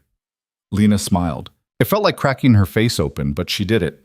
Inside, the restaurant was all dark wood and dim lighting, the kind of place where conversations happened in whispers and nobody asked questions. A hostess led them through the main dining room to a private area in the back, separated by heavy curtains. And there, seated at a table that could have fit 12 but only held 6, was Robert Cole. He looked older than his photos, grayer, but his eyes were sharp as he watched them approach. Adrian sat to his right, his expression carefully neutral. Marcus was there too, along with 2 other men Lena didn't recognize. No Vanessa. This was business, not pleasure. Luca, Robert said, standing, I'm surprised you accepted my invitation. I'm a man of many surprises. Luca shook his hand, and Lena watched the 2 men size each other up like wolves deciding whether to fight or flee. I believe you know my wife. Robert's eyes shifted to Lena, and she felt the weight of his attention like a physical thing. Mrs. Moretti, what a pleasure. He offered his hand. Lena stared at it, at the fingers that had signed her father's death warrant, and for a moment she couldn't breathe. Luca's hand pressed against her lower back, a reminder, a warning. She shook Robert's hand. His grip was dry, firm, exactly what you'd expect from a successful businessman, not the grip of a killer. But then killers didn't always look like monsters. The pleasure's mine, Lena heard herself say. Please sit. Robert gestured to the empty chairs across from him. We have much to discuss. They sat. A waiter appeared with wine, expensive bottles that probably cost more than Lena used to make in a month. She accepted a glass she had no intention of drinking, watching Robert over the rim. I have to say, Robert began, when I heard Luca had gotten married, I was shocked. You've always been so dedicated to your work, so focused on the family business. Lena changed my priorities, Luca said smoothly. His hand found hers on the table, lacing their fingers together. When you meet someone who makes the rest of the world seem less important, everything shifts. How romantic. Robert's smile didn't reach his eyes. And how did you 2 meet? Adrian tells me Lena worked at a library. Still does, Lena said before she could stop herself. Then, catching Luca's warning glance, or did. I've been taking time off to adjust to my new life. Quite an adjustment, I imagine. From public libraries to, Robert gestured around the room, this. I like books better than people, honestly, Lena said. Present company excluded. Adrian made a sound that might have been a laugh or a cough. Robert's smile sharpened. Adrian mentioned you 2 used to date, Robert continued. Small world. Very small. Lena met Adrian's eyes across the table. But sometimes you have to date the wrong person to recognize the right one when they show up. Is that what happened? Luca showed up and swept you off your feet? Something like that. At my engagement party, if I recall correctly. Adrian's voice was tight. Quite the dramatic entrance. Your party was lovely, Luca said. Though I think we both know Lena was only invited so you could make yourself feel superior. Didn't quite work out the way you planned, did it? The temperature at the table dropped 10 degrees. Robert raised a hand slightly, and Adrian shut his mouth with an audible click. Boys, Robert said mildly, let's keep this civil. We're here to celebrate, not rehash old grievances. What are we celebrating? Luca asked. A new venture. Partnership with some international associates. Very lucrative, very exciting. Robert sipped his wine. I'd like to discuss your involvement, actually. Your family's distribution network would be invaluable. I'll think about it. I hope you do more than think. This opportunity won't last forever. Robert's eyes moved to Lena again. Tell me, Mrs. Moretti, what do you think of your husband's line of work? Lena's heart hammered. This was a test. She could feel everyone at the table watching her, waiting to see if she'd crack. I think, she said carefully, that Luca does what needs to be done to protect the people he cares about. That's more than most men can say. Diplomatic answer. Honest answer. And your father? He was an honest man too, wasn't he? Worked in accounting, I believe. There it was. The real reason they were here. Lena's fingers tightened on Luca's hand, but she kept her voice steady. He was. He died 2 years ago. Car accident. I heard about that. Tragic. Robert's expression was perfectly sympathetic, perfectly false. You must miss him terribly. Every day. Did he leave you anything? Besides memories, I mean. Any papers, documents, things a daughter might keep as mementos? Luca's thumb stroked the inside of her wrist. Slowly, deliberately. Just his books, Lena said. He loved books almost as much as I do. Everything else was sold or donated. No old work files, financial records. Why would an accountant keep work files at home? That seems unprofessional. Robert laughed, the sound genuine this time. Indeed it would be. I apologize for prying. I knew your father professionally, you understand. Good man. Very thorough. I was simply curious if he'd left behind any wisdom I might learn from. He left behind the lesson that working too hard can kill you, Lena said. He was driving home late from the office when he crashed. If he'd valued his life more than his job, he might still be here. The lie tasted bitter, but it was the lie Robert wanted to hear. That Thomas Carter had died because of his own choices, not because someone had murdered him. Robert nodded slowly. A valuable lesson for all of us. Dinner arrived then, course after course of food Lena couldn't taste. She pushed things around her plate, smiled when appropriate, laughed at jokes that weren't funny. Across from her, Adrian kept staring like he was trying to solve a puzzle. Marcus watched her with open suspicion. But Robert had relaxed slightly, as if he'd gotten the answer he'd been looking for. The performance was working. Luca played his part perfectly. The attentive husband who couldn't keep his hands off his new wife. His fingers on her shoulder, her wrist, the small of her back. Every touch was calculated, designed to sell the illusion. But somewhere in the middle of dessert, when his thumb brushed the corner of her mouth to wipe away imaginary chocolate, Lena felt her pulse kick up for reasons that had nothing to do with fear. This was dangerous. Not the dinner, not the coals. This feeling, this almost belief that Luca's touches meant something beyond strategy. Excuse me, she murmured. Powder room. She stood before anyone could object, before Luca could insist on coming with her. The waiter pointed her toward the back of the restaurant, and she walked on shaking legs, desperate for a moment alone to breathe. The bathroom was blessedly empty. Lena locked herself in a stall and pressed her forehead against the cool metal door, trying to remember how to exist in her own skin. The door to the bathroom opened. Footsteps. Then Adrian's voice. I know you're in here, Lena. She froze. This was the women's bathroom. He shouldn't be. We need to talk. Now. Slowly, Lena unlocked the stall and stepped out. Adrian stood between her and the exit, his expression somewhere between angry and desperate. What do you want? She asked. The truth. Are you really married to him? Why do you care? Because this doesn't make sense. You and Luca Moretti? You don't even like dangerous men. You used to lecture me about working too much. Maybe I changed. Not this much. Not this fast. Adrian moved closer. What does he have on you? Because I know you, Lena. You wouldn't choose this life. You don't know me at all. You proved that at your party. I was showing off, being an idiot. I'm sorry, okay? Is that what you want to hear? It's 2 years too late. Then why are you here?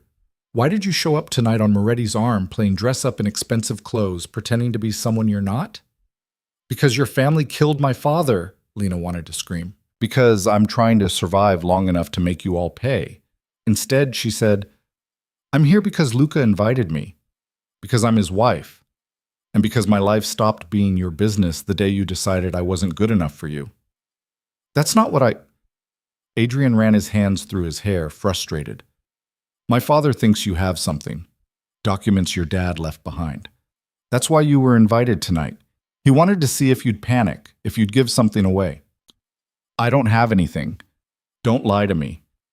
I'm not your girlfriend anymore, Adrian. I don't owe you honesty. You owe me the truth about why a man like Moretti would marry someone like you. The words were meant to hurt, and they did, but they also made something inside Lena turn to ice. Someone like me, she repeated. You mean boring, unambitious, not worth the effort.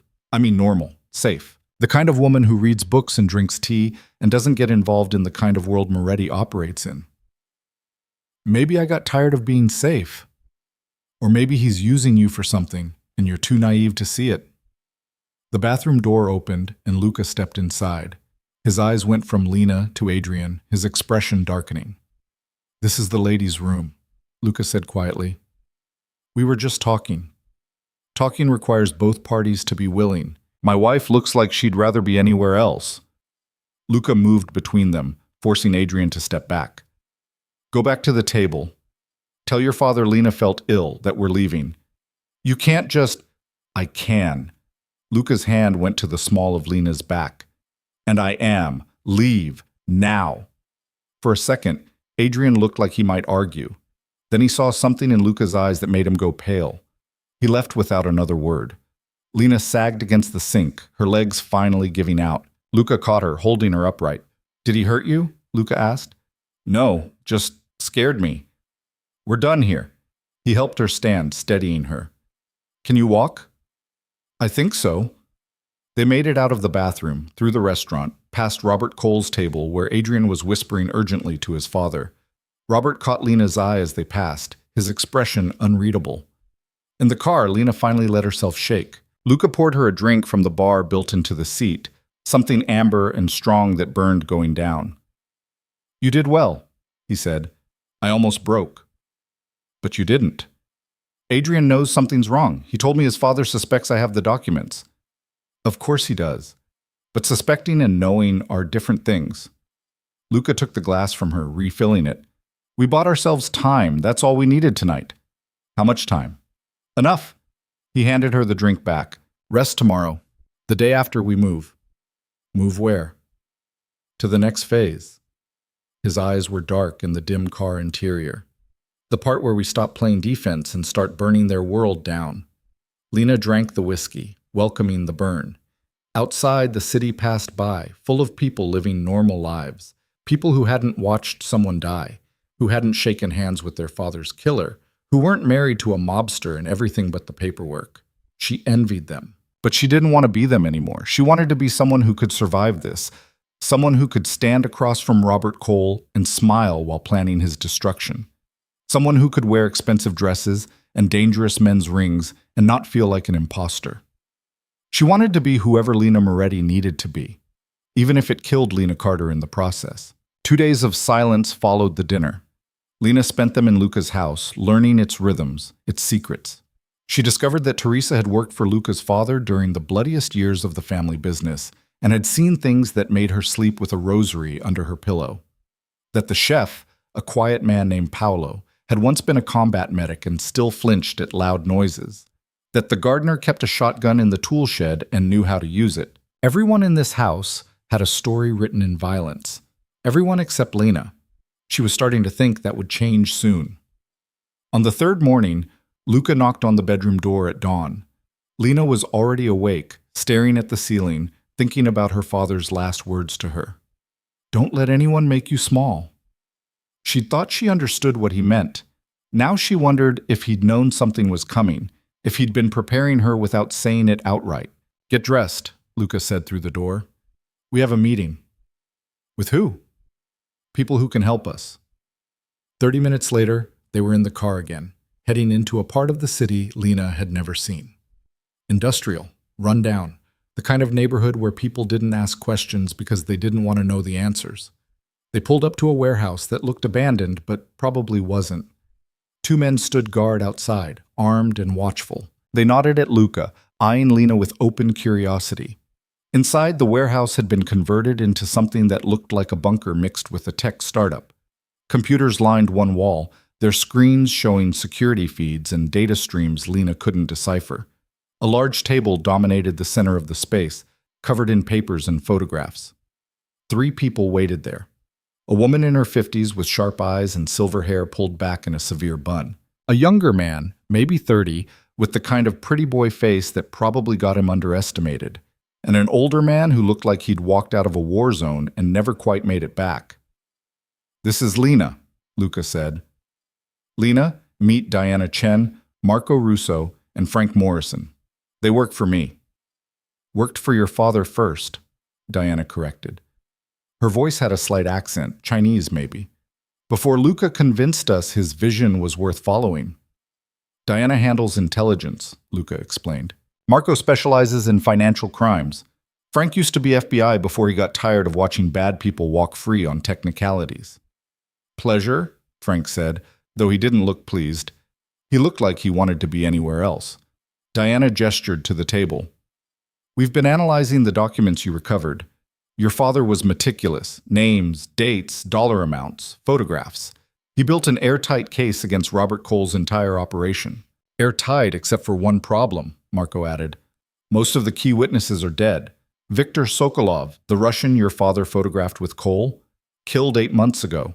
The bank manager who processed the transactions. Heart attack last year? The accountant who helped cover the tracks?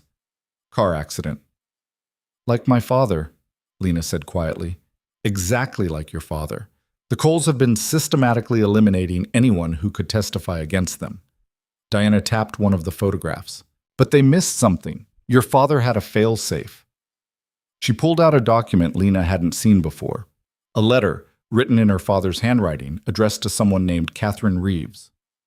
Who's that? Lena asked. Federal prosecutor, Frank said.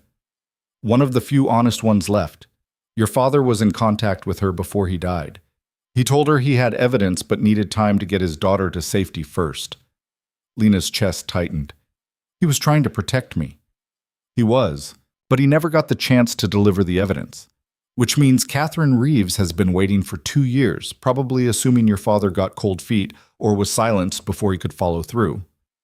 So we give her the evidence now, Lena said. We hand it over, let the federal government handle it. It's not that simple.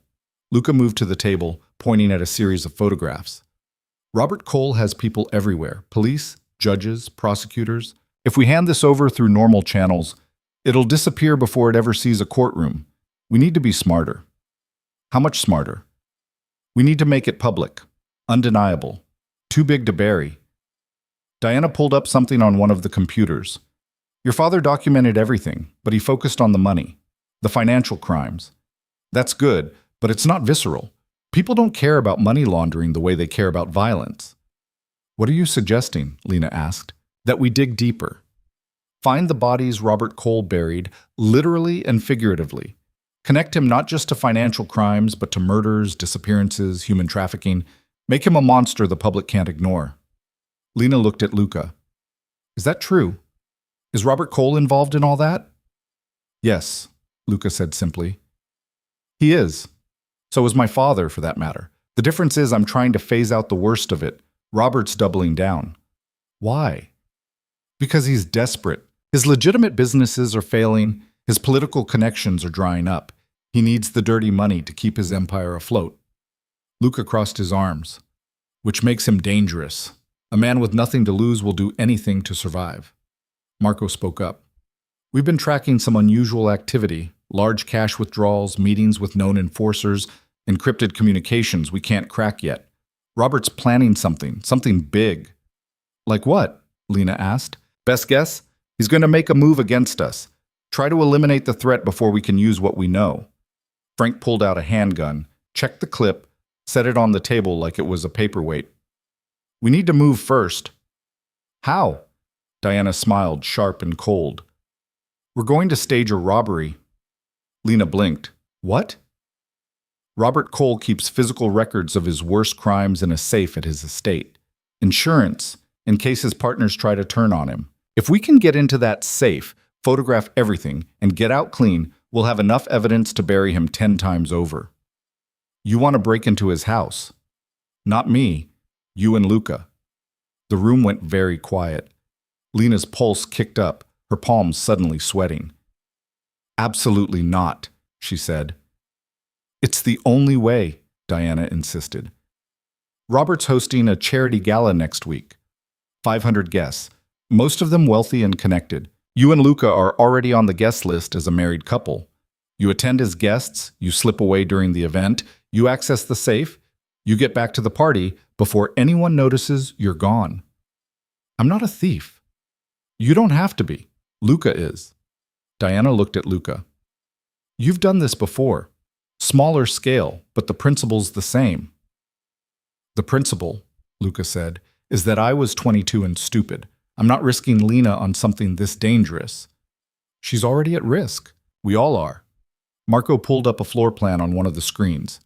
Cole's estate has state-of-the-art security, but during the gala, half the cameras will be focused on the public areas. The private wing where he keeps the safe will be lightly guarded.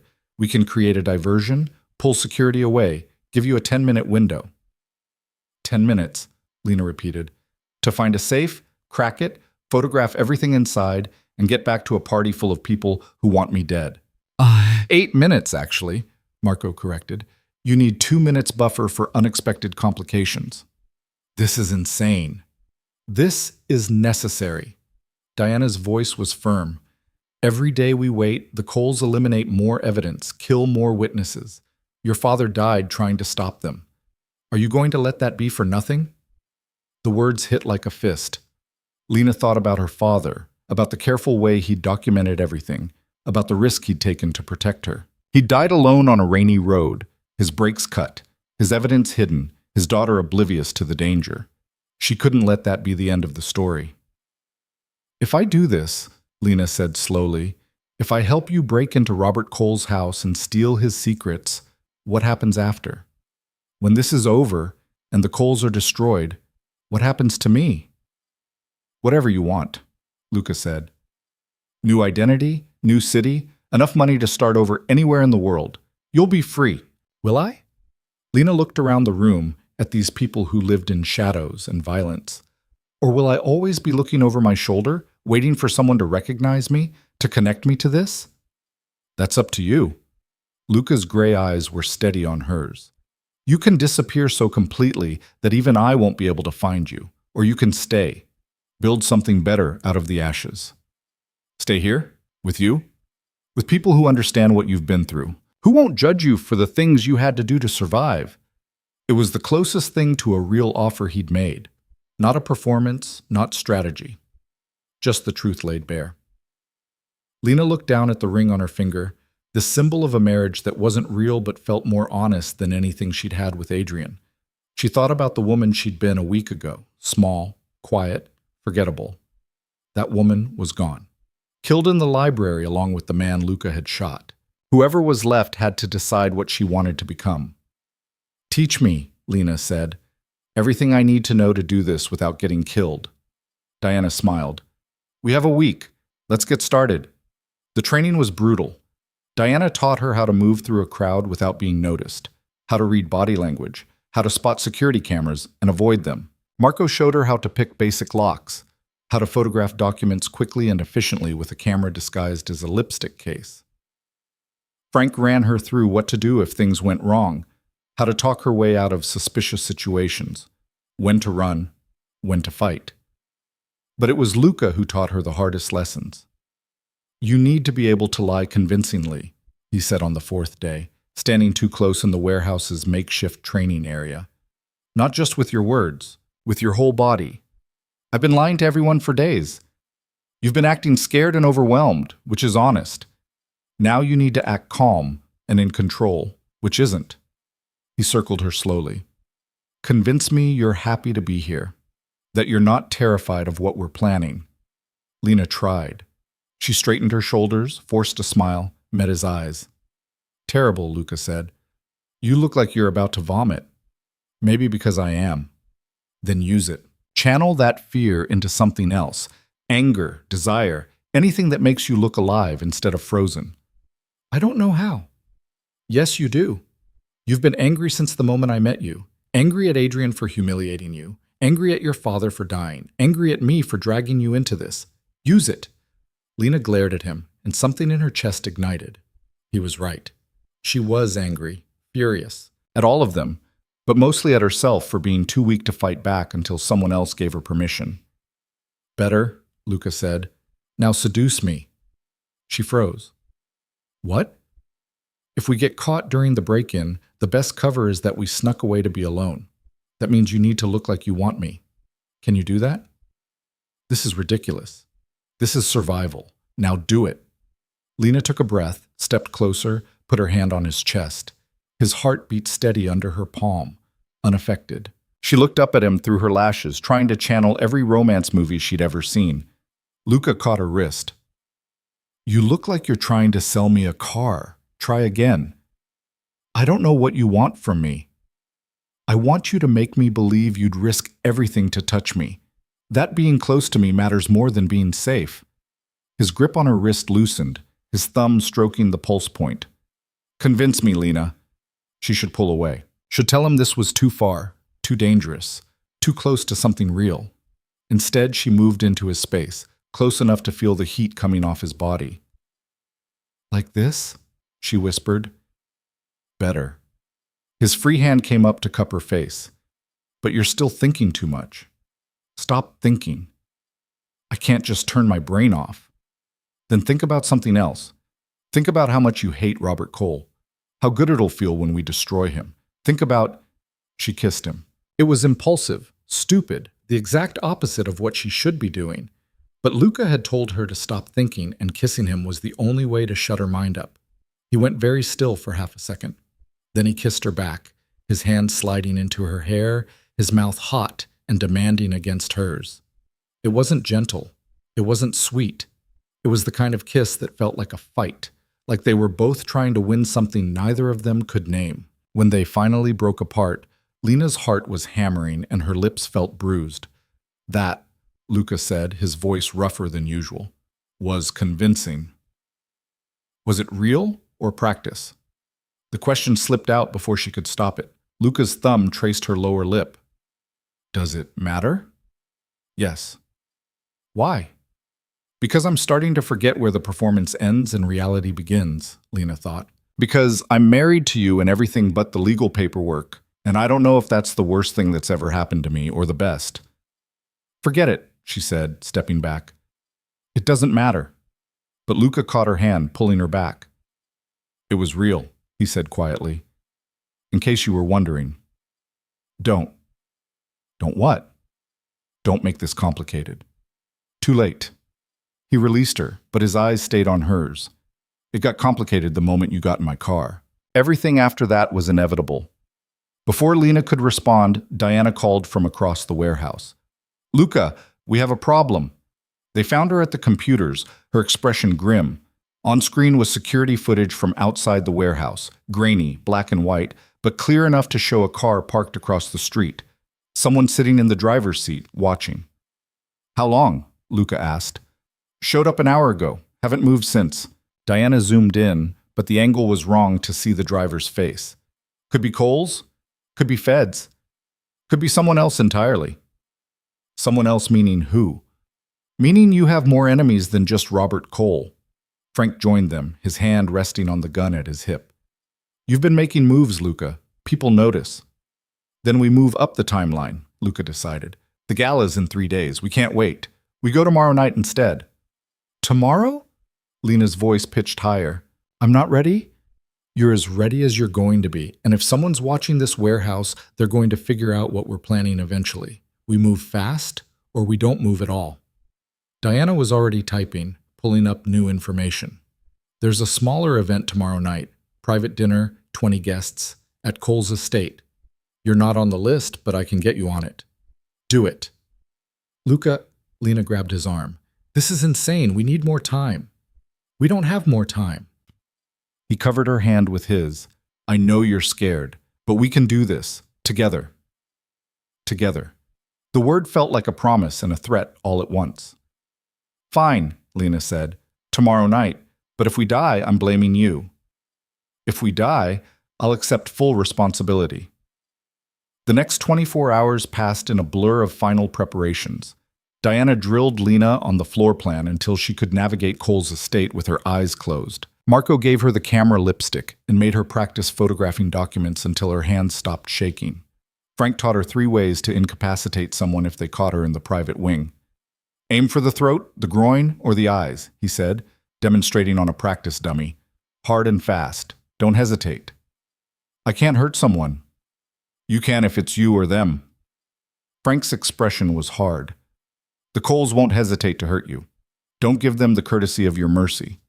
By the time evening arrived, Lena felt simultaneously overprepared and completely unprepared.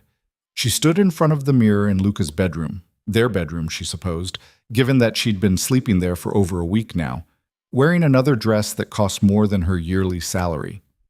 This one was midnight blue, sleek and elegant, with a neckline that showed just enough skin to be distracting. Teresa had styled her hair in an updo that looked effortless but had taken 40 minutes to create. Diamond earrings, real diamonds, Luca had assured her, caught the light every time she moved. She looked like someone who belonged at a private dinner with millionaires and criminals. She looked like Mrs. Moretti. "Ready?" Luca appeared behind her in the mirror, devastatingly handsome in a black suit that probably cost more than her car had. Well, her old car. She didn't have a car anymore, didn't have an apartment, a job, a life that was recognizably hers. "No," she said honestly. "Good. If you weren't nervous, I'd worry." He held out a small velvet box. "One more thing." Inside was a necklace, a simple platinum chain with a pendant that looked like a teardrop diamond. Beautiful, expensive, and completely innocent. Except when Luca opened the pendant, it revealed a tiny USB drive. "Emergency backup," he explained. "If something goes wrong and we can't get the photographs out, you can copy files directly onto this. It's encrypted. Even if they find it, they can't access what's on it without the password." "Which is?" "Your father's birthday. Month, day, year." Lena's throat tightened. "How did you know when his birthday was?" "I know everything about you, Lena. I've known since the day I decided you were worth saving." He fastened the necklace around her throat, his fingers brushing her skin. "This isn't just about revenge anymore. It's about making sure your father's death meant something." "It always meant something." "Then let's prove it." The drive to Cole's estate took 30 minutes. Lena spent it trying not to vomit, focusing on breathing, on the plan, on anything except the fact that she was about to walk into the home of the man who'd murdered her father and smile at him over dinner. The estate was even more impressive than she'd imagined. Stone and glass and old money, surrounded by grounds that probably required a full-time staff just to maintain. Cars lined the circular driveway. Mercedes, Bentleys, one Rolls-Royce that looked like it cost more than a house. Security checked their names at the door. For one heart-stopping moment, Lena thought they'd been caught, that Diana's hacking hadn't worked, that this was all a trap. Then the guard smiled and waved them through. Inside, the dinner was already underway. 20 guests, just like Diana had said, seated at a table that looked like it belonged in a palace. Robert Cole stood at the head, raising a glass of wine, mid-toast. "Prosperity and partnership," he was saying. "To the future we're building together."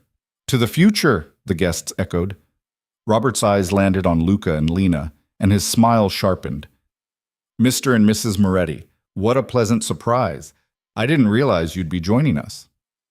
"Last-minute addition," Luca said smoothly. "I hope we're not intruding." "Not at all. Please sit."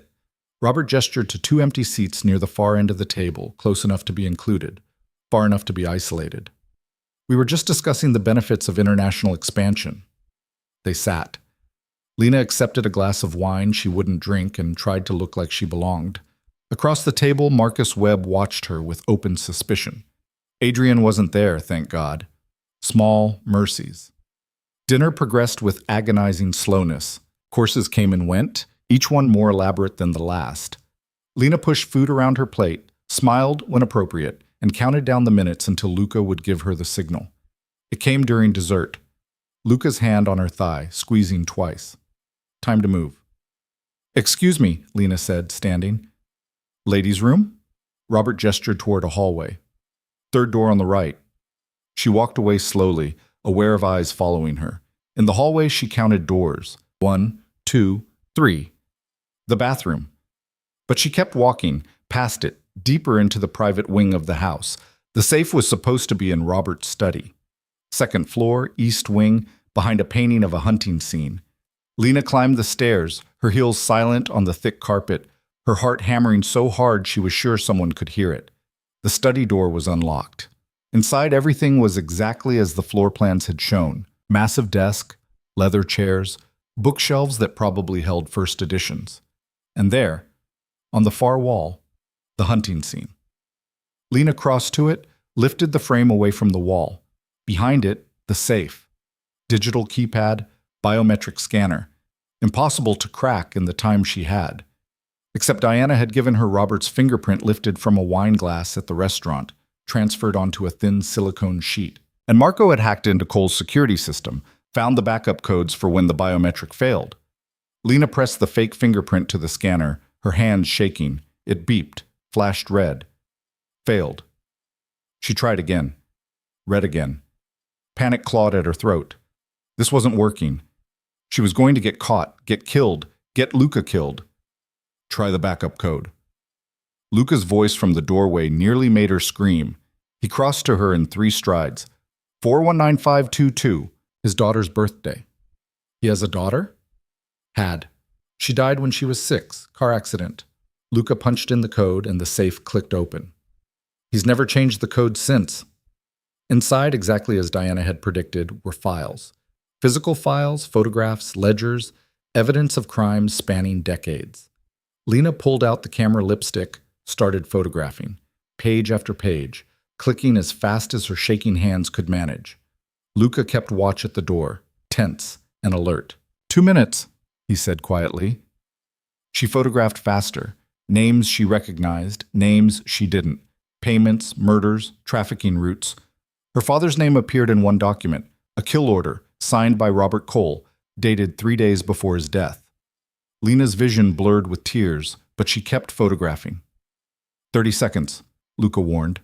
She grabbed the last file, clicked the camera once, twice, 3 times. Then she shoved everything back into the safe, closed it, replaced the painting. Go, Luca said.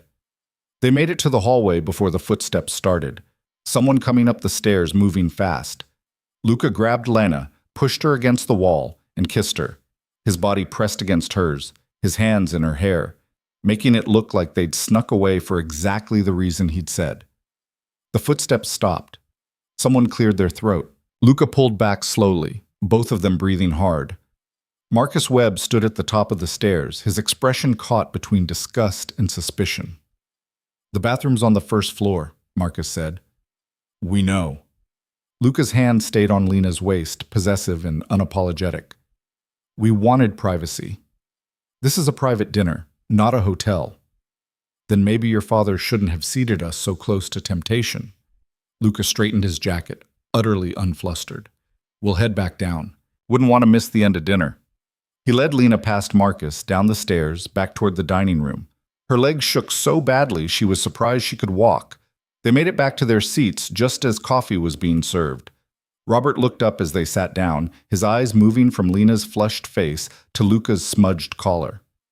Everything all right? Robert asked. Perfect, Luca said. Just needed a moment. Robert's smile was knowing, almost paternal. Young love, I remember those days. The rest of dinner passed without incident. They drank coffee, made small talk, and when it was finally time to leave, Lena thought she might actually survive this.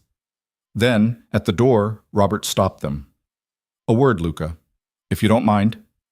Luca's hand tightened on Lena's. Of course. Robert led them to a side room, small, intimate, designed for private conversations. He closed the door behind them, and suddenly the air felt too thin. I know what you're doing, Robert said. Lena's heart stopped. You're trying to build your own empire, Robert continued. Step out of your father's shadow. I respect that. But you're making mistakes.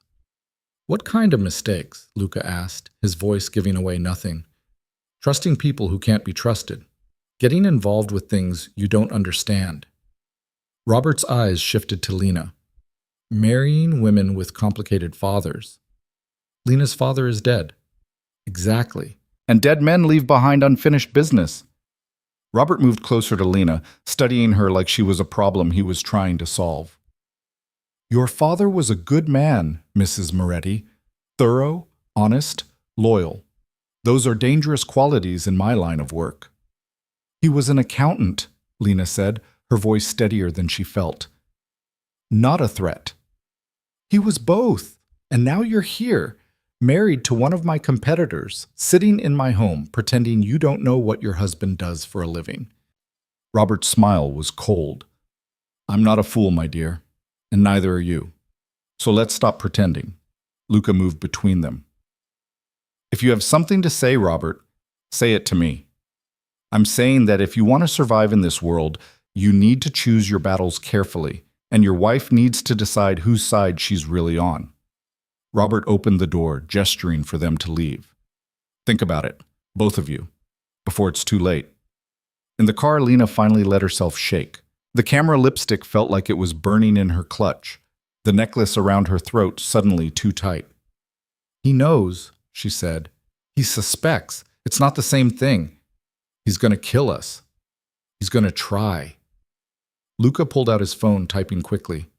Diana, we got it. Everything. Start preparing the files for release. Release? Lena grabbed his phone. We're supposed to give it to the prosecutor, build a case. Plans changed. Robert just showed his hand. He knows we're a threat, which means we're out of time. Luca took the phone back. We release everything tomorrow. Every crime, every murder, every dollar he stole. We burn his empire to the ground before he can burn us first. That's not justice. That's revenge. Justice takes too long. Revenge is immediate. His eyes met hers in the dark car. Your father's been dead for 2 years. How much longer do you want to wait for someone to pay for that? Lena thought about the kill order with her father's name on it. About Robert Cole's smile as he'd threatened her. About all the people who died so Robert could keep his secrets. Tomorrow, she said. We release everything tomorrow. Good. Luca's hand found hers. Because there's no going back after this. Once we pull this trigger, we're at war. War. The word should have terrified her. Instead, it felt like permission to finally fight back. Tomorrow, the Cole family would learn what happened when you killed the wrong man's daughter. Tomorrow, they'd pay for what they'd done. Tomorrow, Lena would stop being a victim and become something else entirely. She just hoped she'd survive long enough to see it. The documents went live at 6 in the morning. Diana had uploaded everything to a dozen news outlets simultaneously. Major papers, investigative journalists, federal databases, even social media accounts with millions of followers. By 7, the internet was on fire. By 8, news vans were parked outside Robert Cole's estate and his downtown office building. Lena watched it all unfold on the television in Luca's study, coffee forgotten in her hand, unable to look away from the headlines scrolling across every channel. Cole family empire linked to decades of crime. Evidence of murder, money laundering, human trafficking surfaces. Federal prosecutors promised swift action. Her father's name appeared in several reports. Thomas Carter, the accountant who'd tried to expose the truth and paid with his life. Some outlets called him a hero. Others called him a whistleblower.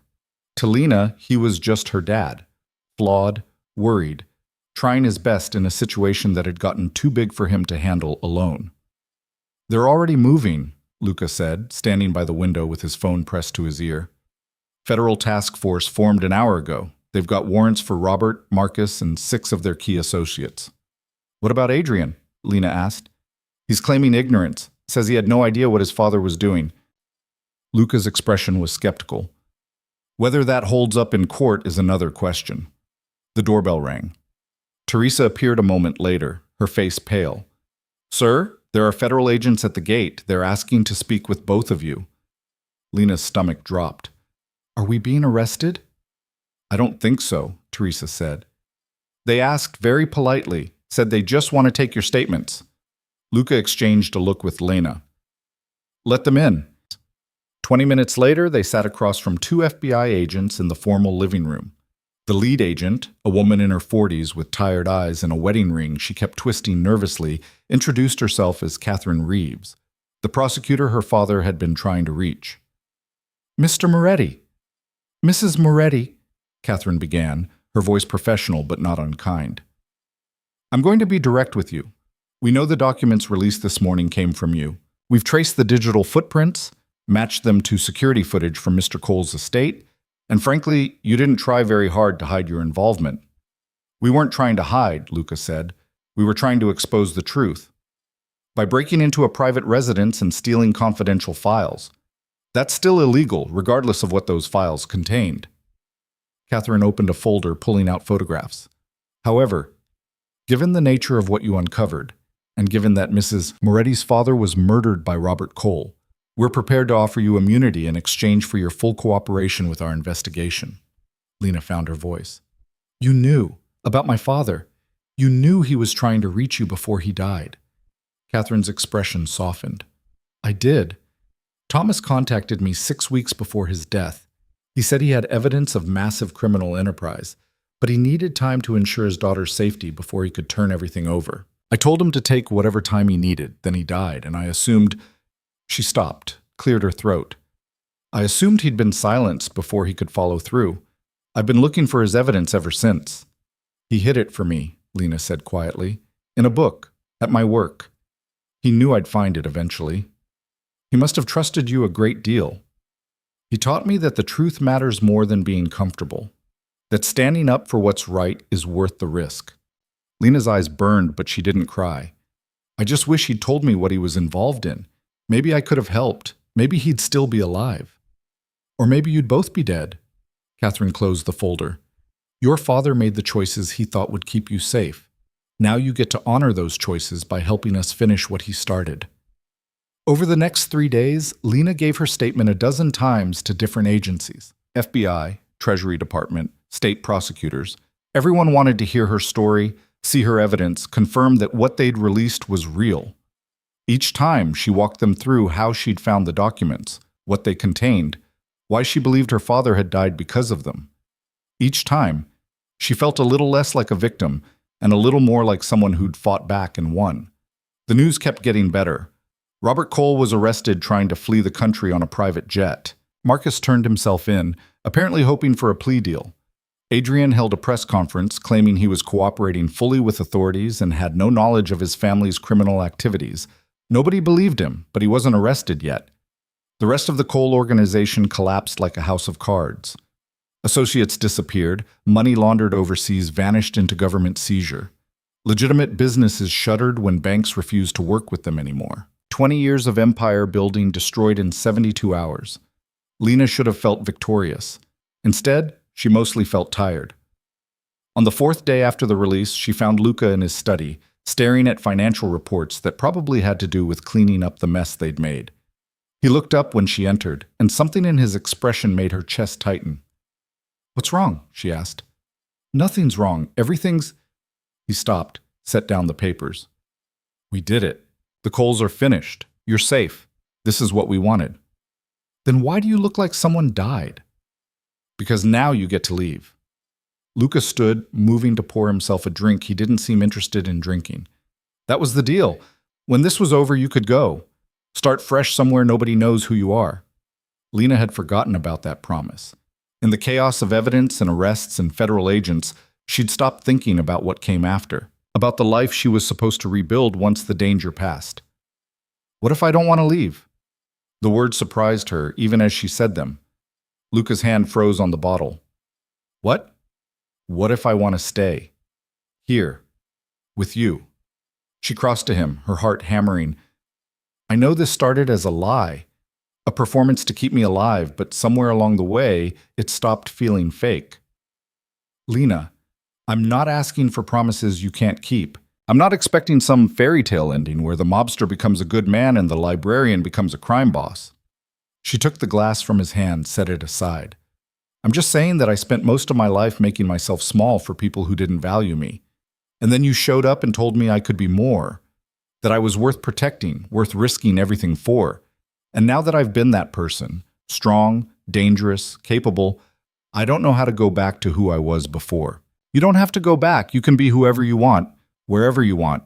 You have money, resources, connections. I have a husband. She touched the ring on her finger, this symbol that had started as a prop and become something real. On paper, at least. And maybe that's enough. Maybe we figure out what comes next together instead of me running away to some other city and pretending the last 2 weeks didn't change me. Luca caught her hand, his thumb brushing over the ring. I'm not a good man, Lena. You've seen what I do, the world I operate in. That doesn't change just because the coals are gone. I know, but I'm not exactly innocent anymore either. She thought about the man who'd died in the library, the safe she'd cracked, the lies she'd told. Maybe we're both people trying to be better than we were. Maybe that's enough. And if it's not?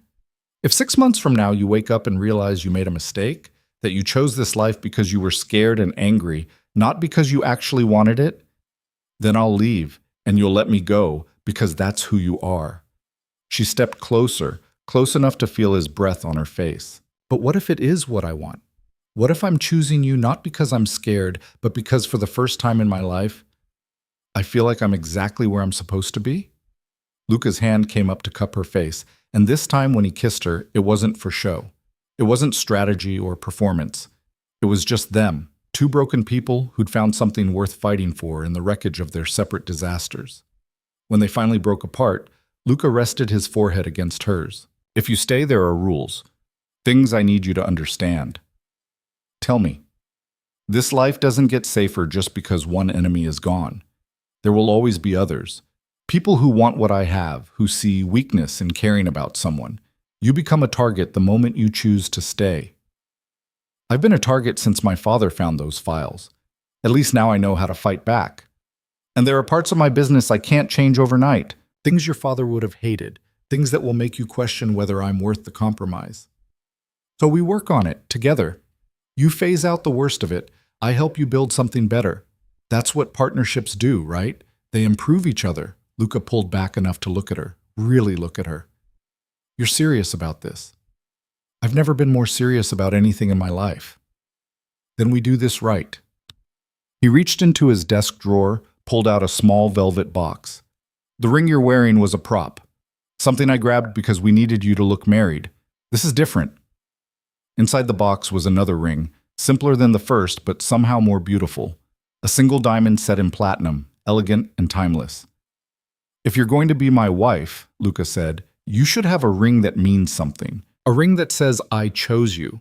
Not because I needed you for some scheme, but because I want you, for real. Lena's throat closed up. Luca, marry me, Lena.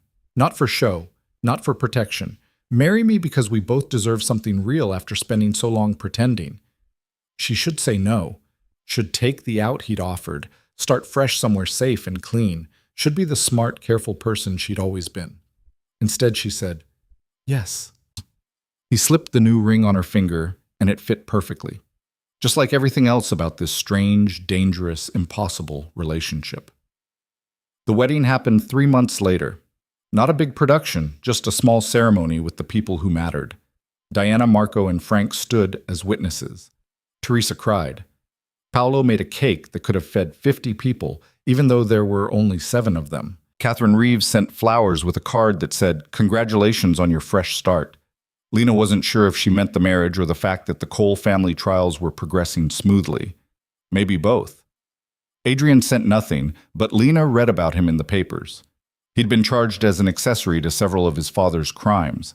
His engagement to Vanessa had ended spectacularly when she'd publicly denounced him on social media. He was facing 20 years minimum if convicted. Lena tried to feel sorry for him. Mostly, she just felt tired of caring about people who'd never cared about her. The ceremony itself was simple. No fancy dress this time, just a white suit that made her feel strong instead of pretty. Luca wore gray, his tie the exact color of his eyes. When he looked at her walking down the aisle of the small chapel, his expression was so open, so genuine, that Lena finally believed this was real. "I, Luca Moretti, take you, Lena Carter, to be my wife," he said, when it was time for vows. "I promise to protect you, to trust you, to let you be exactly who you are instead of who you think you should be. I promise to build something worthy of your father's sacrifice, and I promise that every day for the rest of my life, I'll remind you that you were always enough. You just needed someone brave enough to see it." Lena's turn. She'd written her vows a dozen times, scrapped them all, finally settled on the truth. "I, Lena Carter, take you, Luca Moretti, to be my husband. I promise to challenge you, to keep you honest, to remind you that power means nothing if you use it to hurt people. I promise to honor my father's memory by never staying silent when I see injustice. And I promise that no matter how complicated this life gets, I'll never regret choosing you. Because you taught me something my father tried to tell me but I never understood until now, that being brave isn't about being fearless. It's about being terrified and doing the right thing anyway." When they kissed, the handful of people watching applauded. It wasn't the fairy tale ending Lena had imagined as a girl. It was better, messier, more real, earned through blood and fear and the kind of love that grows in darkness and learns to survive. 6 months after the wedding, Robert Cole was convicted on 37 counts, including murder, racketeering, money laundering, and conspiracy. He was sentenced to life in prison without parole. Marcus got 25 years. Adrian got 15, though he'd likely serve less if he kept cooperating. The judge, reading the verdict, specifically mentioned Thomas Carter, called him a hero who'd paid the ultimate price for doing the right thing, said that his daughter's courage in finishing what he started was an example of the best of humanity. Lena watched the sentencing from the gallery, Luca's hand in hers. When it was over, when Robert Cole was led away in handcuffs, she waited to feel victorious. Instead, she just felt sad. Sad for all the years her father had missed. Sad for the person she might have been if he'd never gotten involved with the Coles. Sad for Adrian, who'd had the chance to be better and chosen comfort over courage. But underneath the sadness was something else. Peace, maybe? Or just the knowledge that she'd done everything she could, that her father's death hadn't been meaningless, that justice, even when it came late and messy, still mattered. Outside the courthouse, reporters swarmed them. Lena had gotten better at dealing with media attention, another skill she'd never planned to need. She gave a brief statement about her father, about truth and accountability, about the importance of standing up to corruption even when it's dangerous. Then Luca guided her to the car, and they drove away from the circus. "Where to?" their driver asked. Luca looked at Lena. "Your choice." "Home," she said, because that's what it was now. Not a fortress, not a hiding place. Home. A year after the wedding, Lena stood in front of a building she'd never seen before. Modern, glass-fronted, sitting in a neighborhood that was transitioning from rough to revitalized. A sign above the door read, "The Thomas Carter Foundation for Justice Reform." "You did this," she said to Luca. "We did this." He squeezed her hand. "You designed the programs. I just paid for the building." Inside, the foundation buzzed with purpose. Legal advocates helping families navigate the system when loved ones were killed by corruption. Investigators tracking down evidence in cold cases. Support groups for people who'd lost someone to crime and cover-ups. Everything Lena had wished existed when her father died, now real and helping dozens of families who were where she'd been 2 years ago. Diana ran the investigative division. Frank handled security and training for people who needed to learn how to protect themselves. Marco taught financial literacy classes, helping people recognize the signs of money laundering in their communities. It wasn't redemption. Luca's past didn't wash away just because he funded good work now. But it was a start, a way to take the power they had and use it for something other than violence and control. "Your father would be proud," Luca said quietly as they watched a training session through the glass walls. "I think he would be proud that I'm not trying to be perfect," Lena corrected, "that I'm just trying to do better than yesterday. That's all anyone can really do." That evening, back at home, Lena found herself in what used to be Luca's study and was now partly hers. Her books lined half the shelves, not expensive first editions, but well-loved paperbacks with broken spines and coffee stains. Her desk sat across from his, creating a space where they could work together but still have their own corners. On her desk sat a framed photograph of her father, smiling, younger than she remembered him, holding a tiny Lena in his arms. She touched the frame, tracing his face. "Miss him?" Luca asked from the doorway. "Every day. But it's different now. Less like losing him and more like carrying him with me." She turned to face Luca. "He taught me that the truth matters. You taught me that I was strong enough to fight for it. Between the two of you, I figured out who I'm supposed to be." "And who's that?" "Someone who doesn't let fear make her small. Someone who chooses courage over comfort. Someone who understands that justice isn't always clean or simple, but it's worth fighting for anyway." She crossed to him, wrapping her arms around his waist. "Someone who can love a complicated man and build a complicated life and be okay with the fact that nothing's ever going to be perfect." Luca kissed the top of her head. "Perfect's overrated anyway." Says the man who used to terrify me. "Still terrify you?" "Sometimes. But now it's the good kind of terrifying. The kind that reminds me I'm alive." They stood there in the doorway between his world and hers, the space they'd carved out together from violence and loss, and the stubborn refusal to let evil win just because it was easier to look away.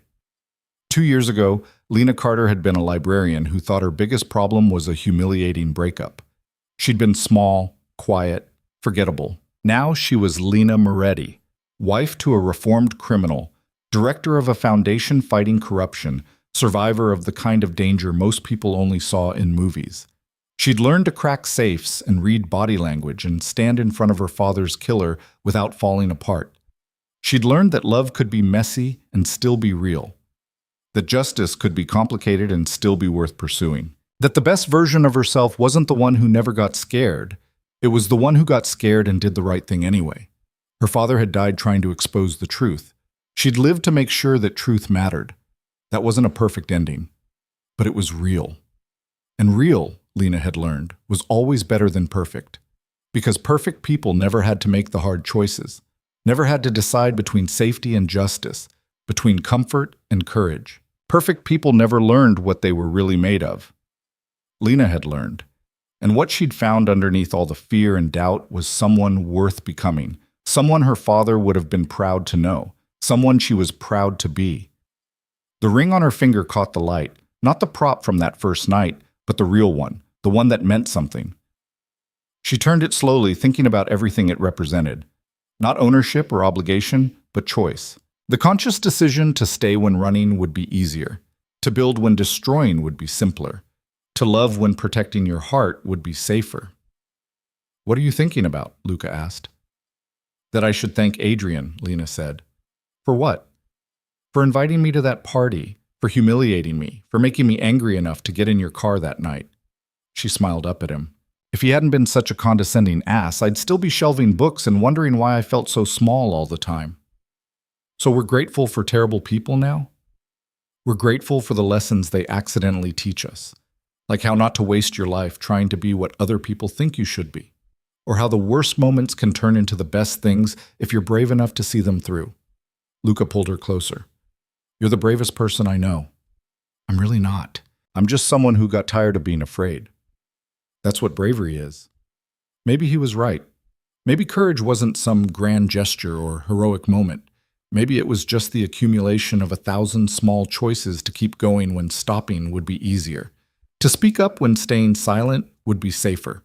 To love when building walls would protect you better. Her father had made those choices and paid for them. But he'd also left her a gift, the evidence, yes, but more than that. The example. The lesson that some things were worth the risk. That living a small, safe life wasn't really living at all if you spent it looking away from injustice. Thomas Carter had seen something wrong and refused to accept it. And his daughter had inherited that stubbornness, that bone-deep conviction that the truth mattered more than comfort. It had cost him everything. It had given her everything. Outside, night was falling over the city. Somewhere out there, the foundation was helping someone who needed it.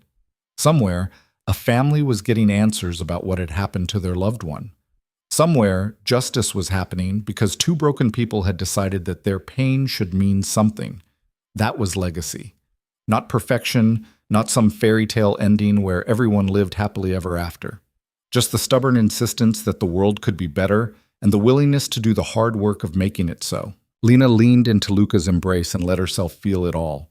The grief for her father, the gratitude for the man who'd saved her, the satisfaction of knowing she'd fought back and won. The exhaustion of carrying secrets and the relief of finally being able to set them down. She'd survived. More than that, she'd transformed. And somewhere, she liked to think her father was proud of the woman she'd become. Not in spite of everything that had happened, but because of it. Because that's what it meant to be Thomas Carter's daughter. To take the worst thing that had ever happened and turn it into a reason to fight harder. To love deeper. To be braver than fear said was possible. Perfect? No. But real. And honest. And worthy. And that, Lena had finally learned, was more than enough.